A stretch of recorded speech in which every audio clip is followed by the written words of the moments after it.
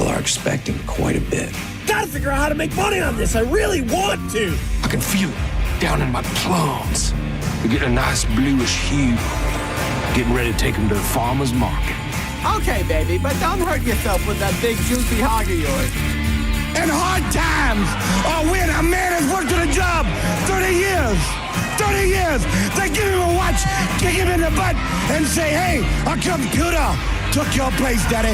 That's hard times. And those cars are going real fast and real fast, son. But he's gay. He's blind. You ready? Oh, wait. So we're just gonna wing it? There's a big difference between winging it and seeing what happens. Now let's see what happens. And now. Right now. And now. It's Senning Show with your host, John Senning.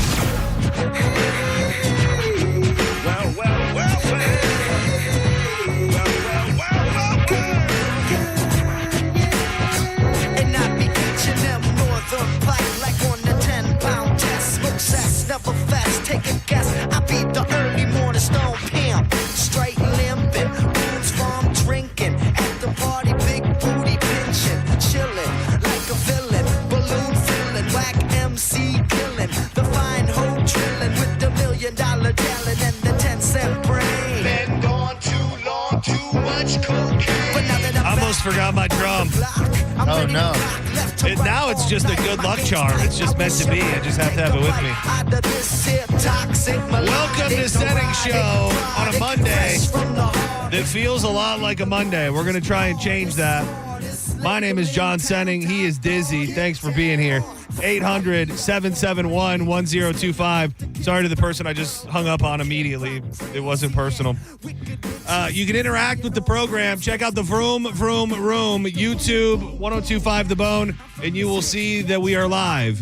Click on that little link, and you'll be with all the other crazy folks that watch along every single day. However you watch or listen, it's all good. You can also go to The Bone Online, YouTube, Facebook, and probably other places too. Maybe you have one of those old-fashioned radios where you turn a little dial and you listen to us like it's 1995. It's a beautiful thing. Hit us up on social media at the John Senning, at Dizzy for Mayor. We made it. We did. Made it. It was a fun weekend. Friday was a fun night. Oh yeah. Did you know what I did on Friday night? Did this word get back to you about what I did? Did the Irish exit? Yes. Well, that's undeniable. I figured we were going to touch on that, and that's probably. I'd like to blame the Jaeger, but I think I'll blame the Irish goodbye more because I get home and it's hour and a half later after I'm home and I'm sitting there and it just hits me that I started a tab up at the bar upstairs and I forgot my card. Oh. So I was freaking out immediately. They take 25% gratuity when they have to close out your tab. Luckily, hopefully, I didn't see the check yet, and he could have done whatever he wanted. But I called Corey and I said, "Could you please go tip that man 20% and also get my card?" Okay. Dude, funny thing about that guy, I didn't really think about bringing it up until you kind of just mentioned it. So that guy was a nice guy. He was like in the VIP bar area up there. Cool. So when I went up there, there was nobody there. It was like just like the doors were just barely opening. So I like chatted with the guy for a second. And if I know I'm going to see a bartender, I give him my card, which 2026, you got to hold the card all night. Like, come on. That's insane. Like, swipe it and get over it. Anyways, I try to like kind of, I'm going to be dealing with the guy all night. I know he's got my card. I want to have a little meet and greet, get to know with him. So I ask him his name, and I'll even say his name on the radio. I'm not here to protect his identity. I said, "What's your name?" He said, "My name's Jacob." I said, "Jacob, man, thanks. I'll be here all night, good stuff." So then I have a drink, and I'm thinking probably 20 to 30 minutes later, I come back to get another drink. It was as if this man had never seen me before. Oh, really? He had no idea. Like, I'm thinking I'm going to go back. He's going to be like, "Oh, another tequila? Yeah. Splash OJ." And he's just like, "Hey, sir, how you doing? What can I get for you?" And I'm kind of feeling it out like, maybe he's just playing hard to get. Maybe he just doesn't really. Maybe he just doesn't want me to know that he knows me so well. He's a tease. Yeah, and then eventually I'm kind of waiting for him to just start making the drink, and he's like, "What can I get you, sir?" I was like, "Oh, okay." And then we had to get to the point, and then he told me how much it was. I said, and that was when I was borderline rude. I said, "I just started a tab like 20 minutes ago." He's like, "What's the name?" Yeah, he did. He said, "What's?" I said, "Oh, Jacob, how'd you forget me so quickly?" And he did, but it was a fun night at the New Metal Mayhem time. at Janice. Very surprised Limp Bizkit went first. Yeah, we were talking about that up with even Dan, because I did not catch much of the Linkin Park, so I don't want to speak ill of them in any way. But I mean, I just feel nowadays Limp Bizkit is super popular. Yeah. There's kind of a fun new resurgence of Limp Bizkit. So they came out first, and I thought they killed it, dude. The Nookie, the tribute band was so damn good and so fun that I just think they probably were a little more upbeat and fun. I guess get the thing started. Yeah. Well, no, I meant. I was saying it the opposite way. I'm saying more upbeat than a Linkin Park would have been. Okay. And to end with them was my argument. But the Korn Got the Life was fun. They big timed me and Drew. They booted us from our. We were supposed to bring him up on stage. Dude, me and Drew were literally standing next to the stage, because we did the intros and outros for all of them. So we're just standing there, and I could tell people are kind of moving around. And for all the other bands, there was really no issue with communication or anything. And then we're just kind of standing there waiting to go. And then all of a sudden, the drummer just gets up there and the lights go red, and he just starts banging on his drums. I'm like, we've been. Oh, really? We've been booted. I have a theory on why they didn't want us. They did it on purpose. You guys are too soft for them? No. Quite the opposite. Oh. Not quite the opposite. So, it's a part of JP's intro on his show, the Are You Ready? Yeah. I bet you they worry that if somebody introduces them, they're going to steal the Are You Ready before they get to do the Are You Ready. Because they open with that song and the Are You Ready. To make it even worse than that, we did an outro for the band before them, and I had already hit them with the Are You Ready? I did it very jokingly and mild, but I bet you they were like, we're not letting these radio jerk-offs steal our Are You Ready hype moment for the night. It's like Big Daddy. They wasted the good surprise on the Adam Sandler. Exactly. It's like, you don't want to steal their thunder. I get it. And that's probably they could have told you that. Like, hey, go do this. Do not make that joke. Do not do the. You're gonna steal the pop from us. I did try it. I really thought it was gonna work a lot better because it was a pretty thick crowd. I did at some point. I tried to get in a D-Generation X. If you're not down with that, I was waiting for it. Yeah. Well, it happened. I did it. It didn't. No, you said you're gonna do the. Yeah. No, I did. You did? Yeah. You were. Who knows? You were probably sucking face in a back booth or something. But I did, and did not pop the way that I was like, we're gonna party tonight, and if you're not down with that, I got 2 words for you. And I was really hoping the crowd was gonna help me out a little bit, but they were lost. They didn't. I heard a couple random suck-its, but wasn't what I was looking for, to be honest with you. I had a great time. I think the music was great. The atmosphere is great. I had a great time hanging out with Corey, seeing him getting sauced up little by little, seeing his outro. Did you hear him? No. What did he get up there and do? I don't know if it's the mic, because when he went up there, here's what I heard. Space Dust. No. That's God. what I heard. Are you saying he was that sauced up nature? Well, that's what I heard. Come to find out, someone had like a recording like close to the stage. He sounded fine. Okay. But when he did leave, he went, Corey Cardinal out, and dropped the mic. He dropped the mic? Oh, damn. He said, Corey Cardinal out. Well, it was not, we don't have to get in the nuts and bolts of it, but we introed the last band, and then I had rode with Drew, and Drew was like, I'm like, he's out. I'm out. I rode with him, and he was leaving. I'm like, all right. At this point, I don't want to say I overdid it early, but I got in there well before the doors opened and started having some tequilas. And then, who was it? Corey? Was it you that decided the Jaeger was a good idea? Or was it me? No, it was you. We decided to go. I was getting shots with Twin Peaks, and then I saw Corey and you guys, let's get some shots. And then we went over there, and I think you questioned. Yeah, I think I did. And they said yes. And then you said, oh, next time we should get, no. Then you go, it would be only better if they had Rumplemints. And he goes, we have that. We have Rumplemints. And then you go, put it on top. Yeah. So that was where I probably, I was fine, but I also knew that if I continued on that kind of trajectory, I would have not been fine at some point. So it was a great night. Thank you to everybody who came out. Packed crowd, I have to say. Yeah. Very, very thick crowd at Janice on a Friday night. So thank you to everybody who came out. And I think the plan is to do a bunch of those. I think those are going to kind of be a regular thing now. So the tribute bands are an interesting thing because they are probably the closest thing the next best thing to seeing the real band that you're ever gonna see. I know for a fact that I had people on my social media being like, "You got to see Limp Bizkit," that thought it was that guy was good. He had the had the Freddie D thing going. He didn't turn the hat though. No, he you never were waiting did. for the hat turn. He never came. Did. No. What the hell's up with that? And it's worth mentioning the corn guy. Cultural appropriating the locks. Fake dreads, yeah.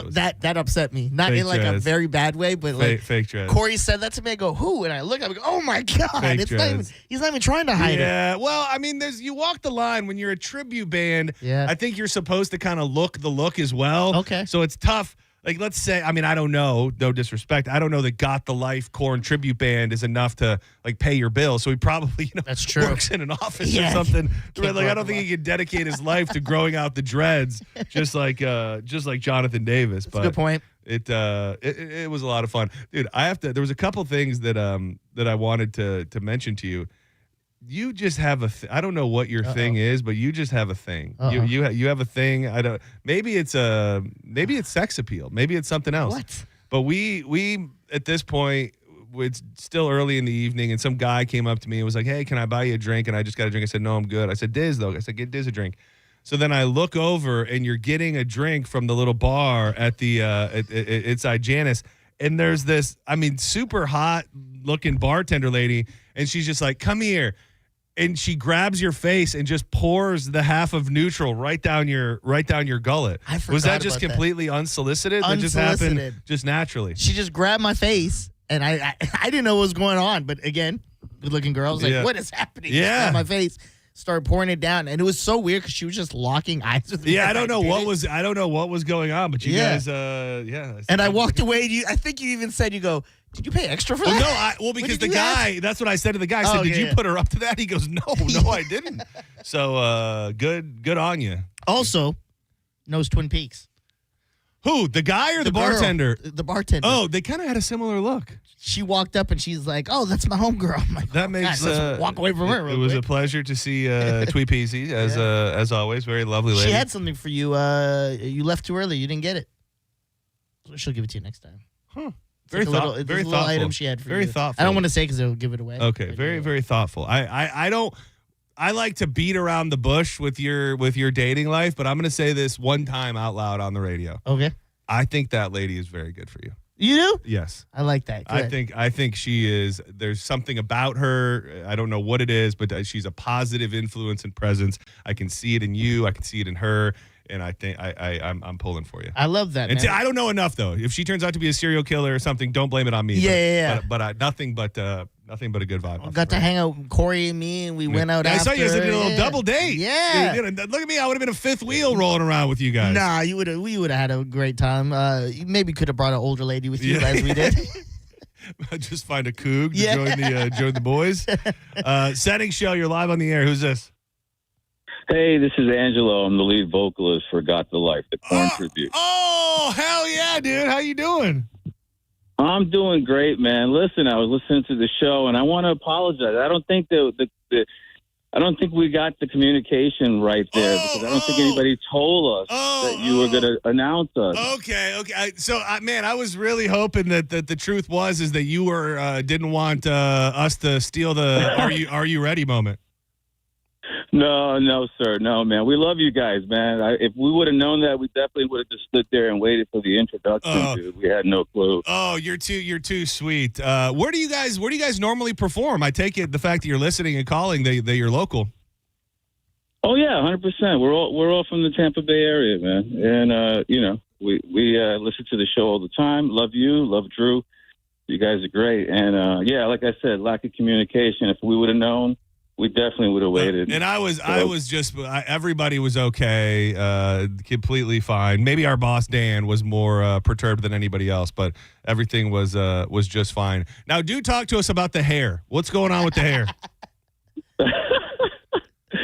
My hair in general, or? Yeah. No, I don't know. Now, I'm going to ask you this way. Are the dreads your hair? Ancient Chinese secret, buddy. No, I'm kidding. Yeah, it's totally It's not my hair. It is some extensions that I clip into my hair. Okay, so do you have dreads of any form on your head, or are you rocking like a bowl cut or like an office cut? No, man. I haven't had long hair in years, and I had to grow at the top and let it go as fast as I could, and just to get those things to stick in there, and they were a pain in the butt. Dude, man, I'm so glad that you called. That was a pretty sweet crowd on Friday night, huh? 100%, man. We were stoked. Honestly, that was I want to say our sixth show as a band. Oh damn, wow. You guys are that new. Yeah, hell yeah. You guys are far down the road for it only being your sixth show. That was awesome. Well, we appreciate it, and thank you guys so much for even talking about it on the radio.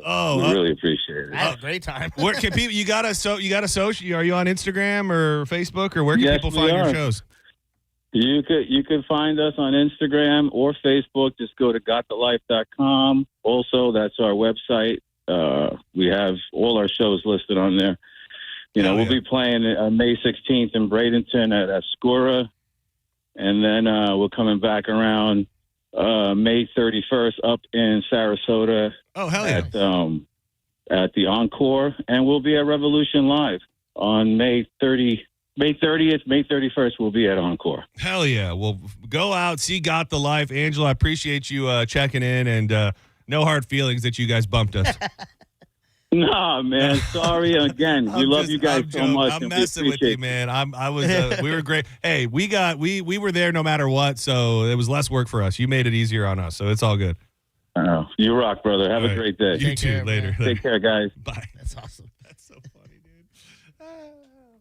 Yeah, see, it was his hair. I told you. Yeah. I told you it was his hair. A little later in the show, we will talk about the NASCAR proceedings. Which, if you see me on Bone TV, I'm wearing my Carson Hocevar. The Hurricane finally got his first win yesterday. Yeah. But last night, damn, talk about.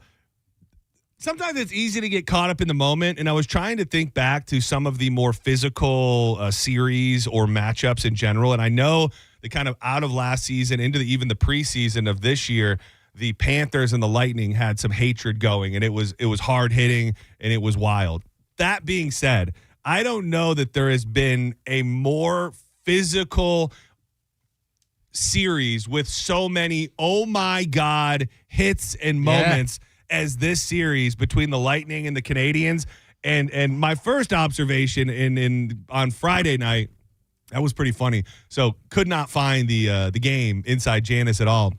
So when I was stepping off of the side stage, the guys that were doing the sound, and I'm so sad I forget their names. They had a little laptop iPad with the game on it. Oh, nice. So I just kept going up there and sitting and checking in on it. So I didn't really get a read on it then. But that crowd in Montreal is off the chain. Like, they are rowdy. They are loud. It looks like an insane place to play. And you add in the violence and the back and forth like there was last night. What a game. And Brandon Hagel is the beast of beast at this point. Put the C on his chest. Scored his NHL playoff leading 5th and 6th goal in the third period, and the Bolts pulled it off 3-2. Sometimes it's always fun to talk about the violence and the fighting in hockey because it's so built into the game. But then there are times when you're watching and you go, I think these guys hate each other. I think we're crossing into a territory where there is true like vitriol and hatred between these two teams. You think so? I think so. I mean, when you walk the line of clean and dirty, I think that's where it gets a little questionable. And there have been so many big hits that whether it be blindside or not, it just feels like when you start crossing that line, at the end of the day, they're all going to shake hands when the series is over, and it'll be fine. Yeah. But I think there's hard-hitting physical matchups, and then I think there's the matchup that has a little extra to it, and this definitely feels like it has a little extra to it. You don't think it's just playoff hockey that these guys just hit harder? There's a lot of series going on right now in the NHL where they aren't beating the hell out of each other the way that they are right now in this series. It is something around every turn, and man, I didn't know this. Brandon Hagel there's a picture that's going around. He actually, when he was just coming up, went and did a camp with the Canadians, and they never offered him a contract, which is kind of funny. There's a picture of him looking like he's 12 years old in Canadians gear, and they're saying, I probably wish you would have signed this guy at this point. Now you got to get the last laugh on them, man. You got to eliminate them from playoffs. Yeah, they'll be back here at Benchmark on Wednesday. So it's here, then there, and then back here if necessary. Yeah, right? which is crazy to go there and back. I know. How long is that flight? At least, I would say about 4 hours, because it's about 3 to Toronto. So, yeah. It was about 4 at least. But it's a lot of fun to watch, and I always say it when it comes to the playoffs, but even if you haven't checked in yet, it's time to turn it on, even if you don't even know what the hell's going on. Senning Show, you're live on the air. Who's this? This is Hunter. How you guys doing Hunter, today? what up, buddy? I have to comment on how you're saying this rivalry is getting heated. Yes. It's reminding me, did you ever watch hockey back in 94, 96 when it was Red Wings and the Avalanche? The Avalanche, yeah. One of the most brutal. And they just cleared insane. benches and brawls. This is reminding me of just that. The hits are just coming hard. Some of them are super cheap, but it's all about the game of hockey. I'm loving this series. I think we were talking about it recently because I was kind of telling Diz about some of the finer points, and that there was that brutal hit on Chris Draper where they who was it that hit him? Do you remember? No, I do not remember who hit Draper. I remember it hit because that is what triggered the fight that next game where Waugh and I want to say Osgood. Yeah, they came to center and fought. It was awesome. Yeah, there is Claude Lemieux. Claude Lemieux hit Chris Draper for the Red Wings, and he literally had to have his whole face restructured. He had to have plastic surgery because his face was crushed, and it led to just an absolutely wild series. And dude, when Cooch took that cross check last night and went down to the boards, and he looked. I didn't expect him to pop back up, to be honest with you. He did pop up, but I thought it was his knee, his back, his face, and everything in between. I thought right then, if he does not come back or if he is seriously hurt, there is going to be a bloodbath here tonight or on Wednesday night. And of course, right here on the Bone is where you can listen to all the Lightning games. I don't know who, if anybody, is going to be broadcasting live from Benchmark on Wednesday, but if I was a betting man, I bet there'll be some representation down there. So yes, it's only going to get bloodier, and hopefully we wind this thing up and make it out of there unscathed. Let's do a very rare thing and break a little bit early because I do want to dig into the story that is unfolding. It was that thing on Friday. Oh yeah, and it's that thing again today because yesterday afternoon, and I don't even know. I would imagine you know this. There was a body found probably 1,000 yards from where we sit right now, from the edge of our parking lot. Yes, from the edge of our parking lot is where they found another body, and that would have made the story crazy enough. But now we have another and a new tie-in to the USF 2 bodies found situation, and go figure, it's ChatGPT. Did ChatGPT have a hand in the double murder situation that had them finding bodies on the bridges and right here by where we work? We'll do all that and a bunch more coming up next on Senning Show. Give in, give up, go home. That's my mind when I'm alone. I wish you put down your phone. You're listening to Senning Show on 102.5 The Bone. 102.5 The Bone. It's talk radio where we say what we want all day long. You know that crazy you think about all day, every day? Well, you may think it, but we say it. That is 102.5 The Bone. Real raw radio. Meet Zach. He's laid back, but means business about his business. Combine those, and you've got the proud owner of Florida's go-to place for cycling and community connection. That's why he banks with Mid-Florida, a local credit union who also cares just as much about the community as he does. And they gave him $300 when opening a new free business checking account, which means his financial worries have crashed and burned. Mid-Florida, your life, your money, your credit union. Insured by NCUA. 0.00% annual percentage yield. Terms and conditions apply and must be met within 6 months. I'm John Morgan. There are many reasons to hire Morgan & Morgan for your injury case. Reason number 3. First, all lawyers are not the same.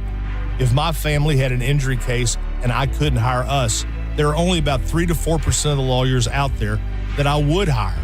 And here's why. Most of them rarely, if ever, go to trial. They just take the last best offer. Hell, you can do that yourself. Do this. If you're looking for a lawyer, Google Morgan & Morgan results and see what comes up. It may shock you. Then Google the firm you're thinking of hiring and do the same. That may shock you as well. We became the largest injury firm in the world for a reason. We won a lot. $30 billion and counting. Morgan & Morgan, or thepeople.com. Who would I hire? I'd hire us. Injured? Dial pound law. Offices Tampa, St. Petersburg.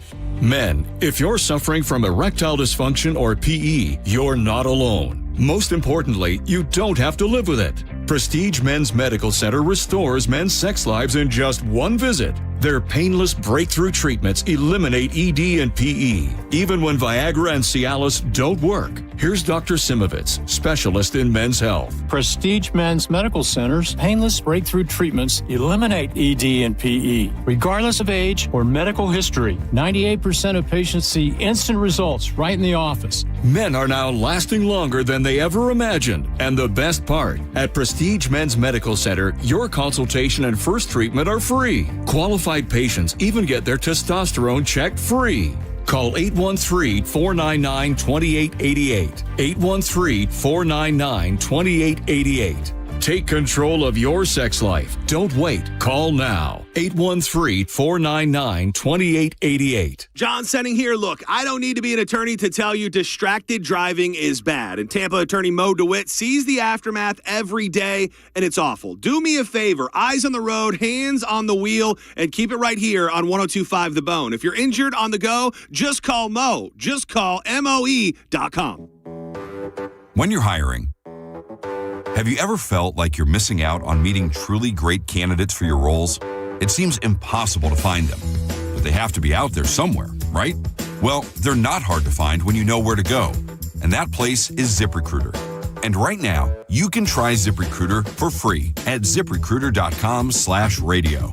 ZipRecruiter helps 10 million people with their job search every day. And because these people are actively looking for jobs just like yours, it's easy to find the right person right away. In fact, 4 out of 5 employers who post on ZipRecruiter get a quality candidate within the first day. But if you're not using ZipRecruiter, you're missing out.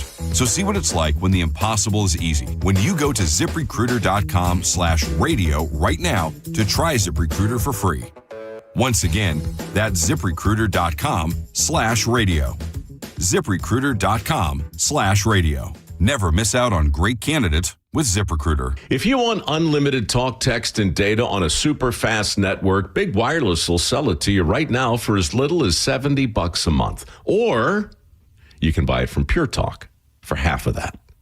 I'm talking about unlimited talk, text, and data for just $34.99 a month. But wait, there's more. When you switch to Pure Talk, you'll be switching to an American wireless company that's committed to keeping 100% of its customer service in this country. I appreciate that. In fact, that's why I switched. I also appreciate the way they support our vets and our skilled workforce. Dial pound 250, say micro, and get unlimited talk, text, and unlimited data for just $34.99 a month. That's pound 250 micro. Stop paying twice what you need to pay for the service you want and switch to an American wireless company that actually stands for something. Pure Talk. Be the Thunder and cheer on the Bolts this postseason at Benchmark International Arena. Single game tickets for all Lightning first round playoff home games are on sale now at Ticketmaster. This Lightning postseason is presented by Advent Health. Being in a crash? Don't let the system scare you. We make it simple. Farah and Farah. Tampa. Now, back to Real Raw Radio. Sponsored by Anajar and Levine, accident attorneys. Call 1-800-747-FREE. That's 1-800-747-3733. You might know nothing, but at least you'll know that thing. Brought to you by Just Call Mo, Tampa's injury attorney. That thing. It's time for That Thing right now on Senning Show. 1, 2, you know what to do. A Monday warrior, meet me all your mean pride.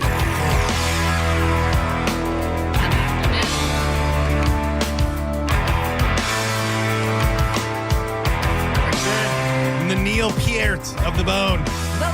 Welcome back. This is Senning Show. My name is John Senning. He is Dizzy. Your next chance at $1,000 happens at 2 o'clock and then again at 5 o'clock. So make sure you're keeping it locked all afternoon long. Join the program, would you? 800-771-1025. Something on your mind, we'll take the call. You can also hit us up on social media, X and Instagram, at the John Senning, at Dizzy for Mayor, and of course, YouTube, Senning Show. Watch the program. Thank you to everybody. I was looking for RVGO3GT. Does that sound right?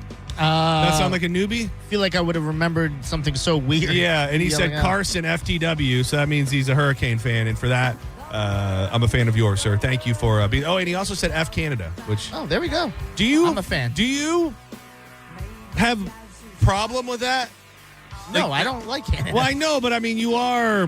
It's Canadian in your born, yeah. Yeah, so I just didn't know if you can be fully conform to where you live now and still not appreciate an F Canada, but I was never a fan because there's no my family has no culture from Canada. Right. They all moved from Trinidad. The only ones born there were me and my sister, and we moved at an early age. My sister, opposite, loves Canada. Now, if somebody said F Trini, then we'd have beef. Okay, Yeah. I feel you. You rep for the island. Yes, I rep for the island. I almost forgot about this. If there was any doubt about whether or not the Scott and Abby versus the Bone beef was over, I don't want to make a big deal out of something that's not. But let's just say that I really saved Abby today. Let's just say that when I got to work, there was a job that only one man can do, and I was the one man who had to step up and do it. Yeah, and make sure she tells her dad. We don't have to take this outside. We're all on the same team. I did say. Did you mention that to her? Oh, yeah. What'd she say? Well, that's just pops. I get into the parking lot and I see Abby. She's standing in the parking lot, but she's filming towards the parking lot. So I'm thinking, okay, these kids, these magic kids, they're doing their social media stuff. So I'm kind of not going to say anything because she's filming a video. And then she puts the phone down. I just could have said, hey, how's it going? And she gave a very not good. She didn't say not good, but she was like, I'm okay.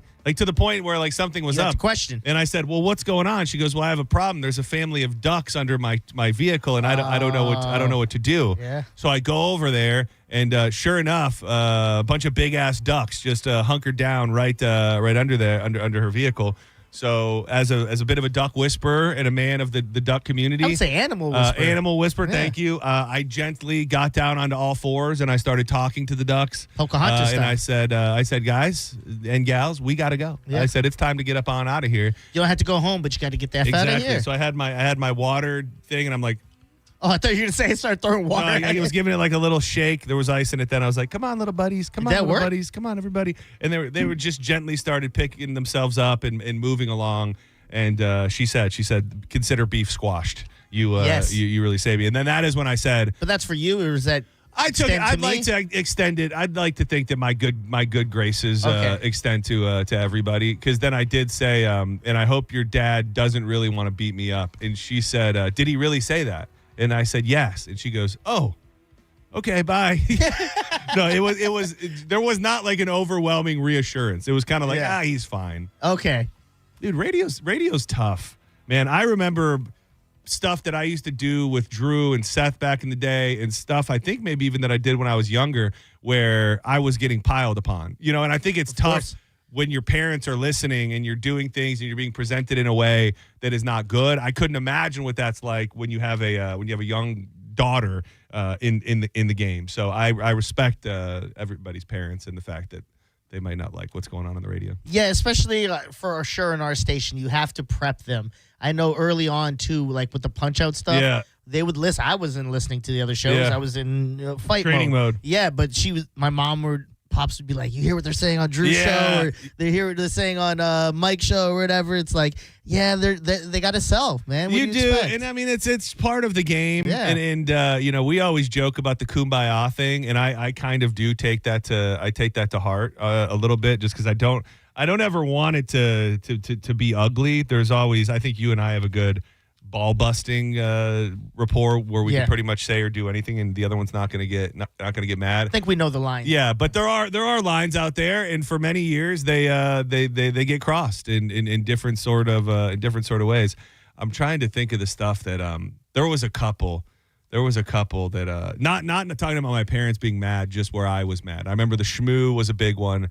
The karaoke DJ that kicked me out that they had all befriended. That one was tough. And then the dumbest thing that made me mad was I don't know how pro wrestling I want to get here, how much a peek behind the curtain, but we used to do this pickles and lemonade thing for Drew, where it was a charity thing where we had chill dill pickles, and then we would make lemonade, and people would come through and donate, and all the money would go to Apple a Day. Okay. So this one year I made fresh lemonade, squeezed all the lemonade, squeezed all the lemons, made it legit sugar from scratch, and it was a huge hit.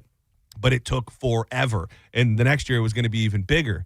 So this is where I'll keep a little bit of the sanctity of the truth. Okay. So the next year I'm doing it again, and I'm in there, and Seth's wife Phoebe comes in and sees me making the lemonade. Yeah. And I had country time. I was pouring country time into the. So you were cutting it with some real lemonade, right? Well, not real lemonade, which I'll just say this: that was not a secret. I'll put it to you that way. It was.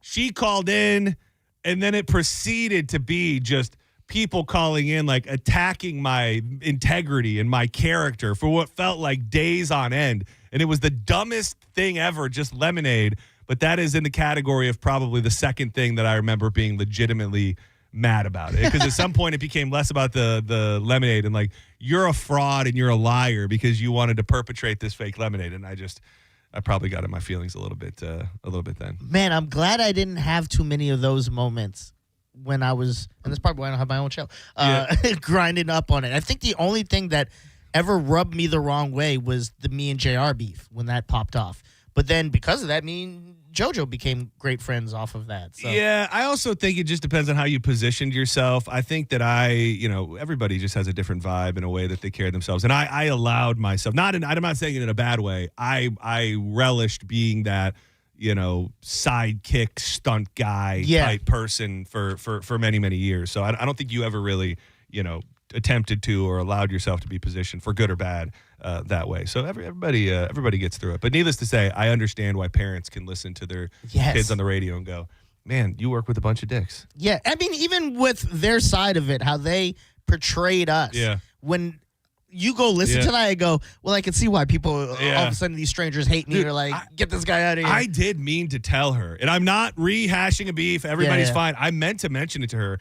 Dude, that video, it got another set of life. What video? The video that started all this, where the guy stitched it of her saying stuff about Tampa. The React video? Dude, so on Saturday morning. Careful, Chris is on his. No, I'm not going to play it. Okay. I just wanted to see where it was. On views? Yeah, because it was getting whole new life. Somebody posted it. Some account posted on X. And when I saw it, it had only been posted for a couple hours, and it already had over 30,000 views on Saturday morning. On Saturday morning alone, this guy posts so much stuff that I'm never going to be able to find it. But I did want to mention it to her, be like, "Hey, your video is by the way, we also third, fourth, fifth life, whatever it may be." Yeah, I have not seen her.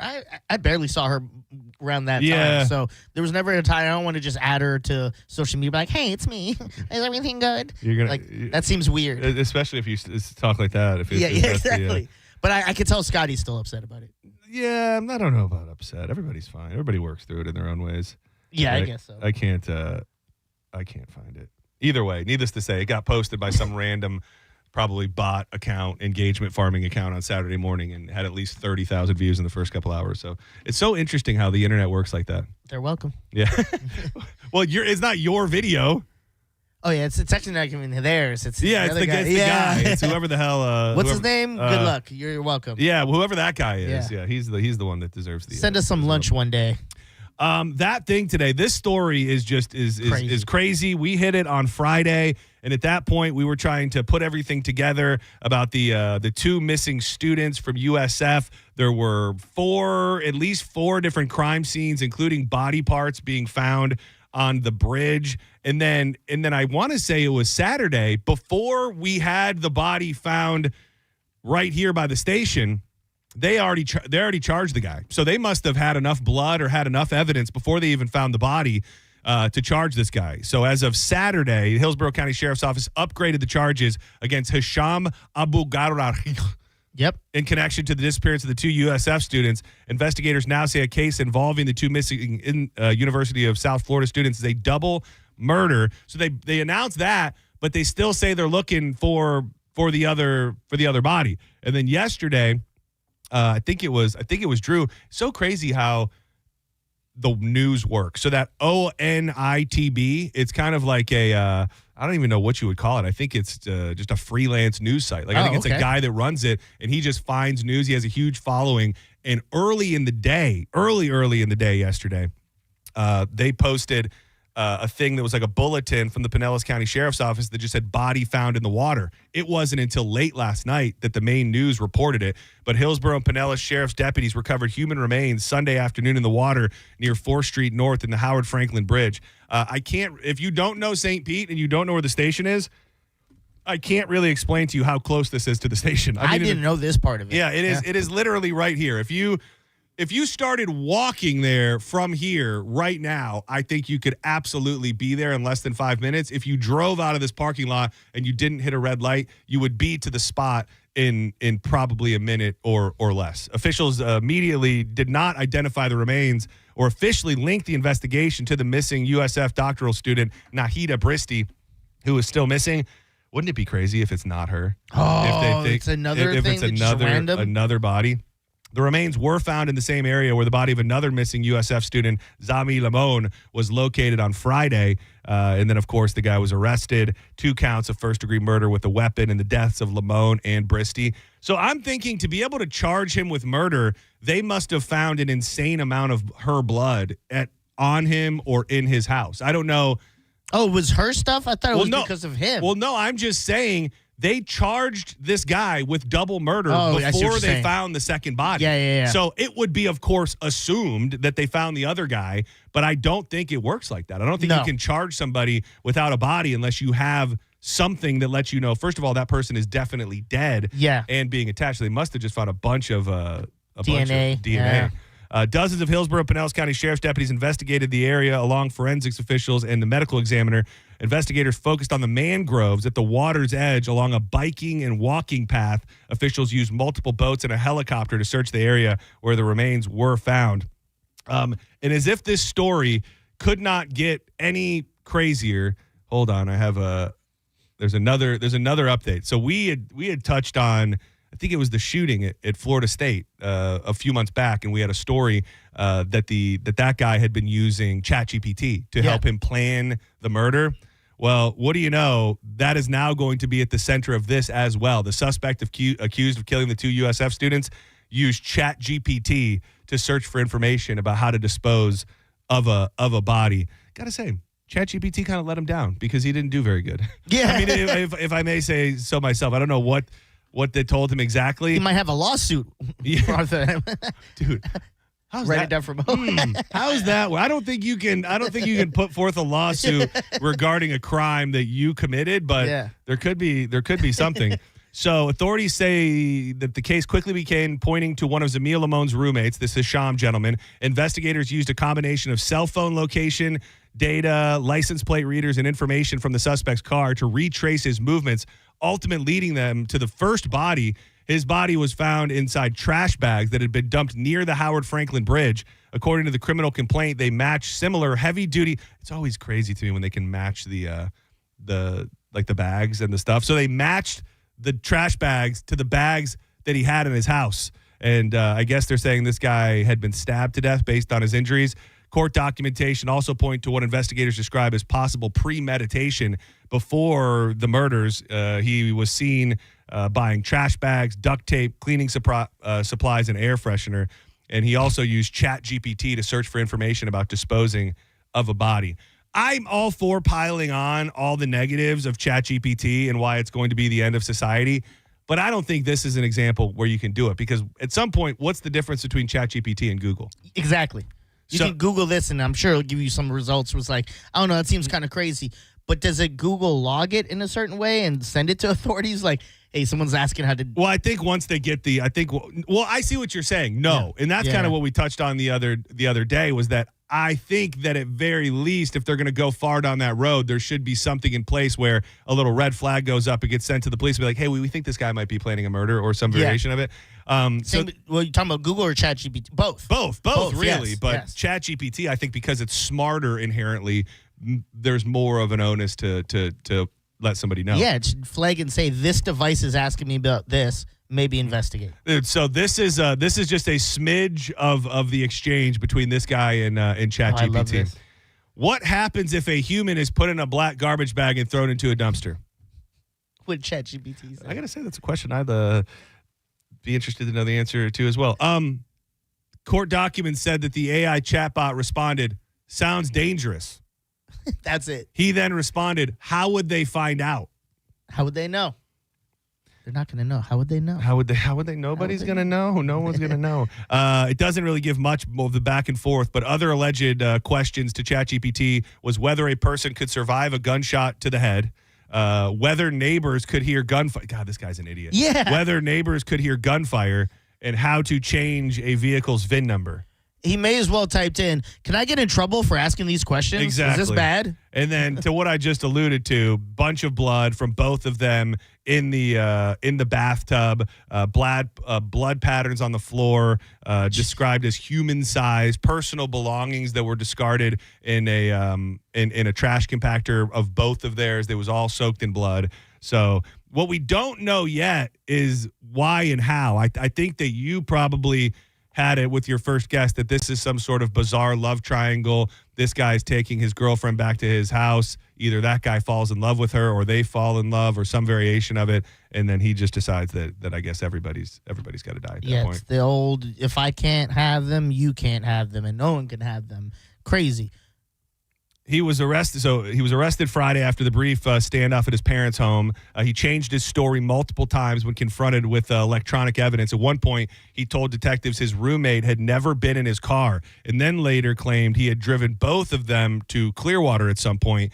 And like we said, they have not announced a motive. His criminal history includes charges for battery and domestic violence. Detectives also say his mother told them he had struggled with anger and has been violent with family members in the past. We talked about it on Friday and how this had all the makings for a national story. I don't think I saw this on the national news. Did you see it anywhere? See what? Any of this about the USF students on like national news? Oh, like Daily Mail or something like that? Daily Mail, New York Post. Oh, yeah. Just a quick, I guess it did.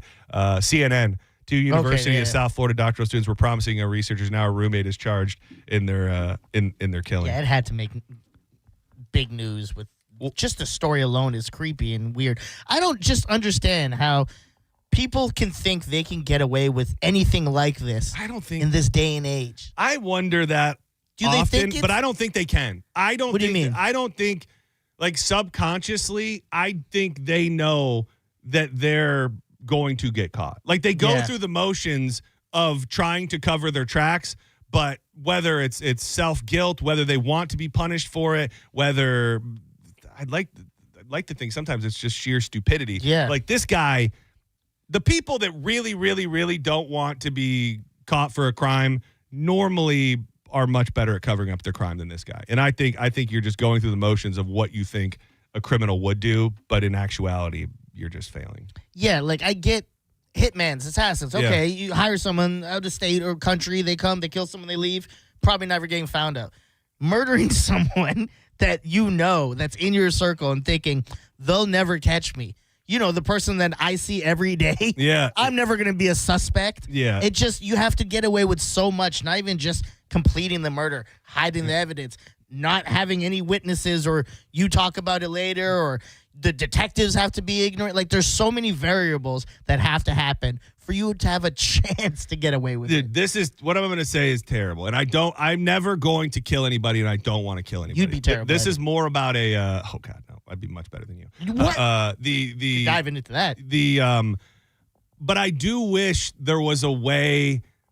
It's a morbid thing to say, especially with this horrific story. But like, what if there was like think like escape room, okay? People love escape rooms. Yeah. But it's some sort of place you go to, and it's has all the technology of police and real life interactions, and you go to this escape room, and you obviously don't really kill anybody, but you have to like dispose of a body and do all of these things, and like the game is to find out whether or not you're good enough to get away with the crime, get away with murder. I like it. It's instead of an escape room, you make it like a VR thing. Something. I don't know how and then I don't know how in it the works. city, and you got to dispose of this body somehow. Well, first of all, weapons I think are the biggest problem, because when you have a murder weapon out there, all bets are off. Yeah.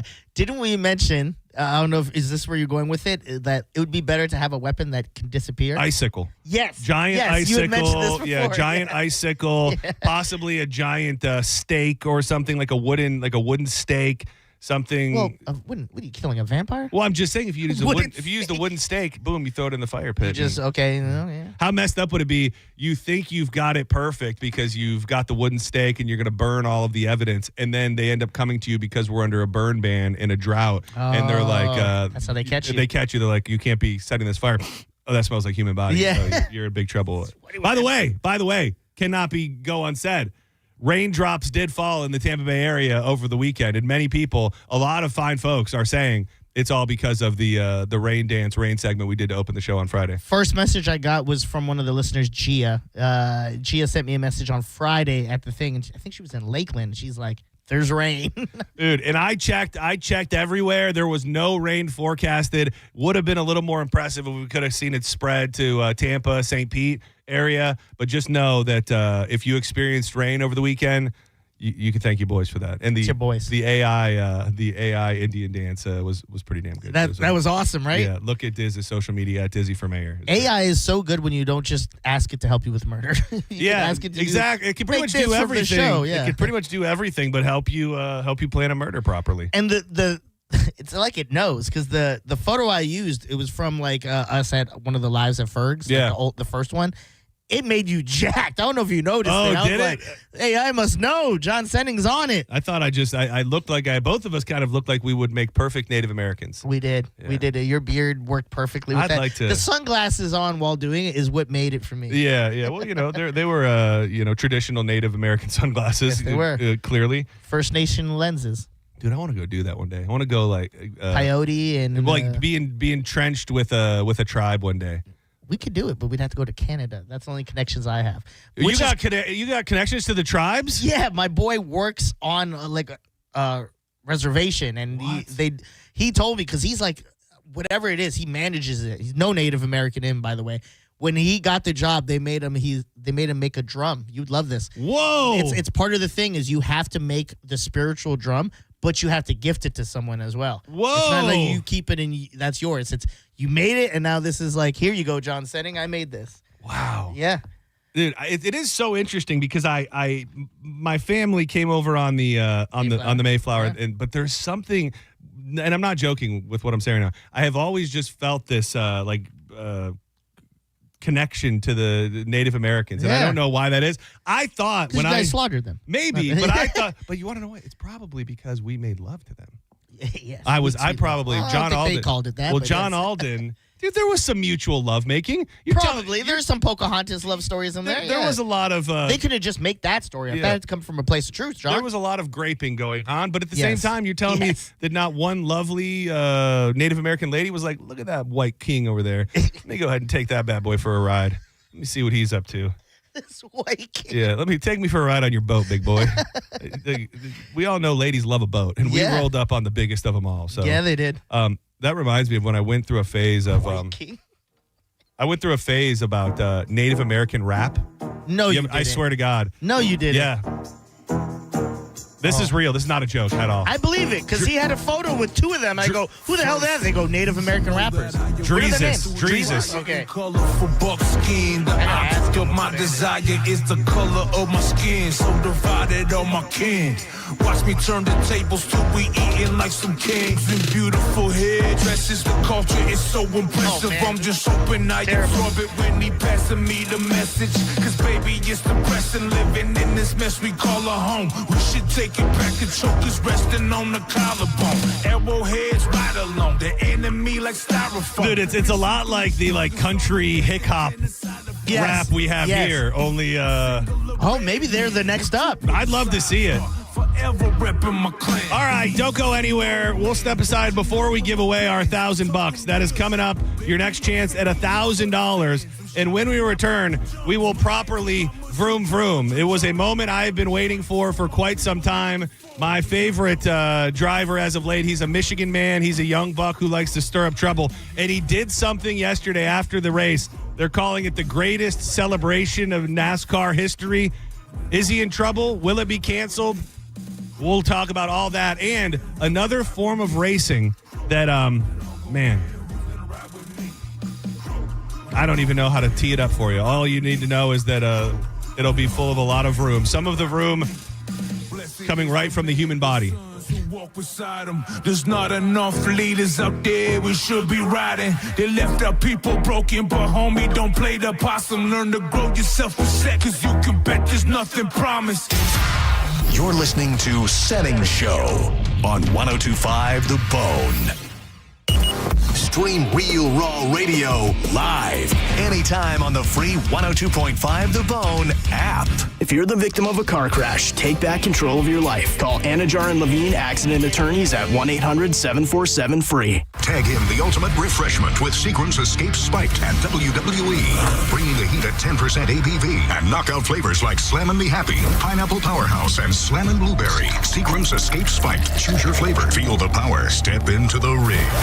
Seagram's Escape Spiked. Pick up some today at your local convenience store. Always drink responsibly. Favorite malt beverages with certified colors. Copyright 2026, The Seagram Beverage Company, Rochester, New York. World Wrestling Entertainment, LLC. WWE marks are used under license. I'm John Morgan of Morgan & Morgan. Why should you hire America's largest injury law firm for your case? There's lots of reasons. Just like there's a reason millions of people called us last year in their time of need.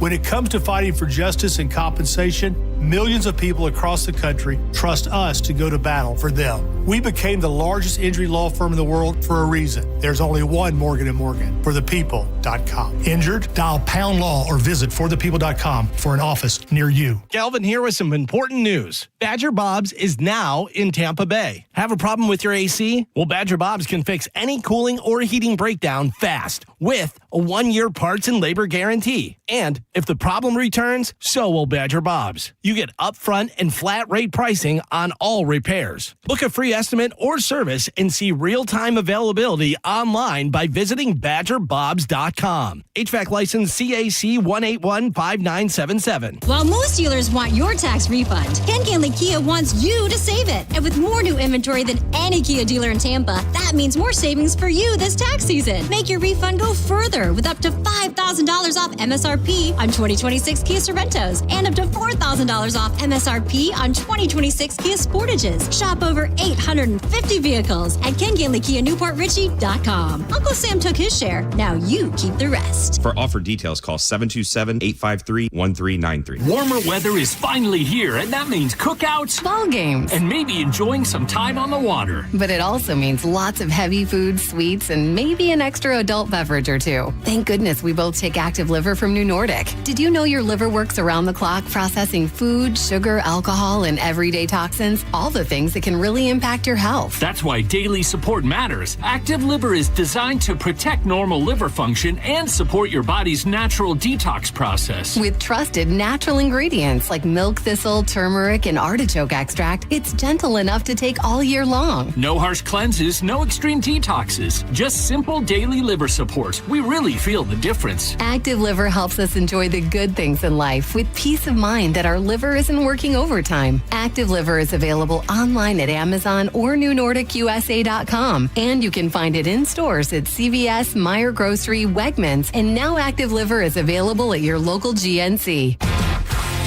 1025 The Bone. Real Raw Radio. WHPT, Sarasota, Tampa, St. Pete. Live from the WeatherTight Windows studio. And now, back to Senning Show. With your host, John Senning.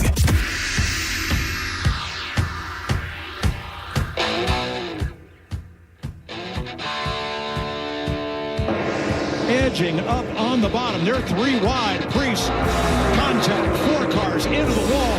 Leaders coming to the line. Number 13, first time winner, Carson Hocevar.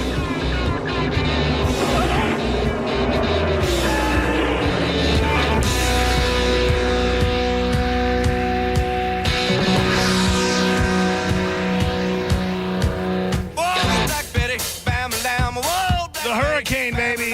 Welcome back to Senning Show. I'm John Senning. He is Dizzy, a.k.a. the Brown Thrasher.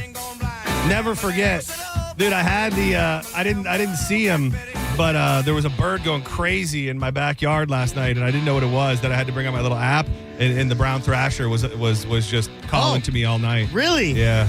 I feel like when he comes around, because he doesn't come around as much, it's like the universe telling me, like, Dizzy needs something. I would like to believe if I ever passed away earlier than expected, you will always see a brown thrasher every day. Dude. He'll come visit you and say hi. I'd like that a lot. You want $1,000? Well, now is your chance to win. This hour's keyword is free, F-R-E-E. Head to the 1025 The Bone app right now and enter free before 30 minutes past the top of the hour, and the $1,000 Bone bonus could be yours. If you get a call from a number you don't recognize in the next 30 minutes, you better answer it. Please answer it, because it could be our prize patrol trying to let you know that you won $1,000. Shout out the Brown Thrasher. Give him a vroom vroom. If you got a little tiny drum you can beat for him. Yeah, beat that drum for your boy. Do that too. Good luck. The word is free. So I've, we pepper in a fair amount, especially in season during different times of NASCAR chat. And undeniably, my favorite new driver that I love very much is Carson Hocevar. He had never won a race in the in the Cup Series. He's young. He's brash. He's from Michigan, which I love. He's known for crashing people, and he had never gotten a win. And yesterday at Talladega, he pulled it off. And dude, it was so funny because Bubba Wallace, who races for 23XI. And I know Dizzy loves him because, they're both black. And and so I texted you. I said, I think today is the day. I said, I think Bubba's going to have a good day. He was up near the front for the majority of the early race. And I swear to you, dude, it had to have been 5 minutes after I text you. Bubba Wallace proceeds to, I don't know that it was 100% his fault, but he was the start of it at the least. Proceeds to cause or be a part of what they're saying is the biggest crash in like 20 years at Talladega. Every single car but 4 was taken out by the crash that Bubba Wallace, a.k.a., the 23XI man. Through turns 1 and 2 and all the way down the back. Thrown away, and Wallace is in the wall. Right after contact. Right in front of the pack. Blaney's around. Logano's around. They're all wrecking. Have you seen it? This is the big one. Yeah, I sent you the video, right? That's the whole field. I mean, it literally wrecked. It wrecked everybody, which happens at these big super speedways like this. But yeah, I'm sorry for getting you to tune in, telling you Bubba was doing well, only for him to wreck everybody. Crash and burn, essentially. I'm surprised that Carson Hocevar can't rent a car, but he's winning championships. I didn't know that he was that young. He is 23. He's 23, and he is young, and he did. What's the age limit like? As long as you have a license, I think you can get in. Yeah, you can get in. I mean, a lot of guys don't make it to the Cup Series that early, but the real talk of the day was his celebration. And which before you say go on, soft thing to get upset about. I think. Who's upset? NASCAR. Oh, well, no. See, actually, you sent me that, and I didn't know if you actually read it because he said they weren't going to do anything about it. He says they will not be banned. No, but they wanted to. People people are definitely talking. It was I'll more. tell you. It was more that I was sending in that like, what kind of pussy thing is this to get mad about? Yeah. But luckily, the CEO of NASCAR did come out and say we will not ban this. But watching it live, it was kind of funny and a little bit worrisome. So he wins the race, and then he starts going like backwards around the track.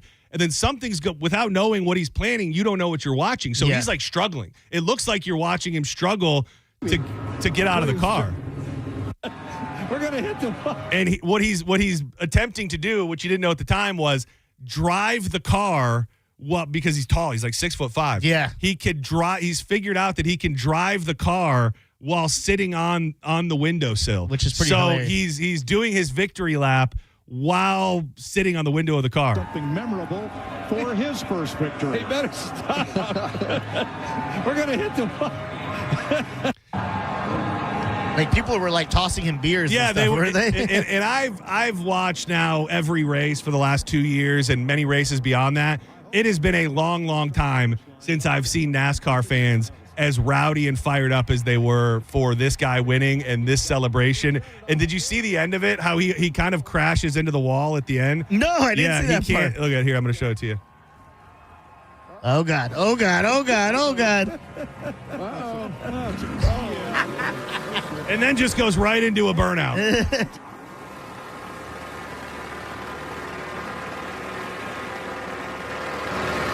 I'm surprised that hasn't been done yet.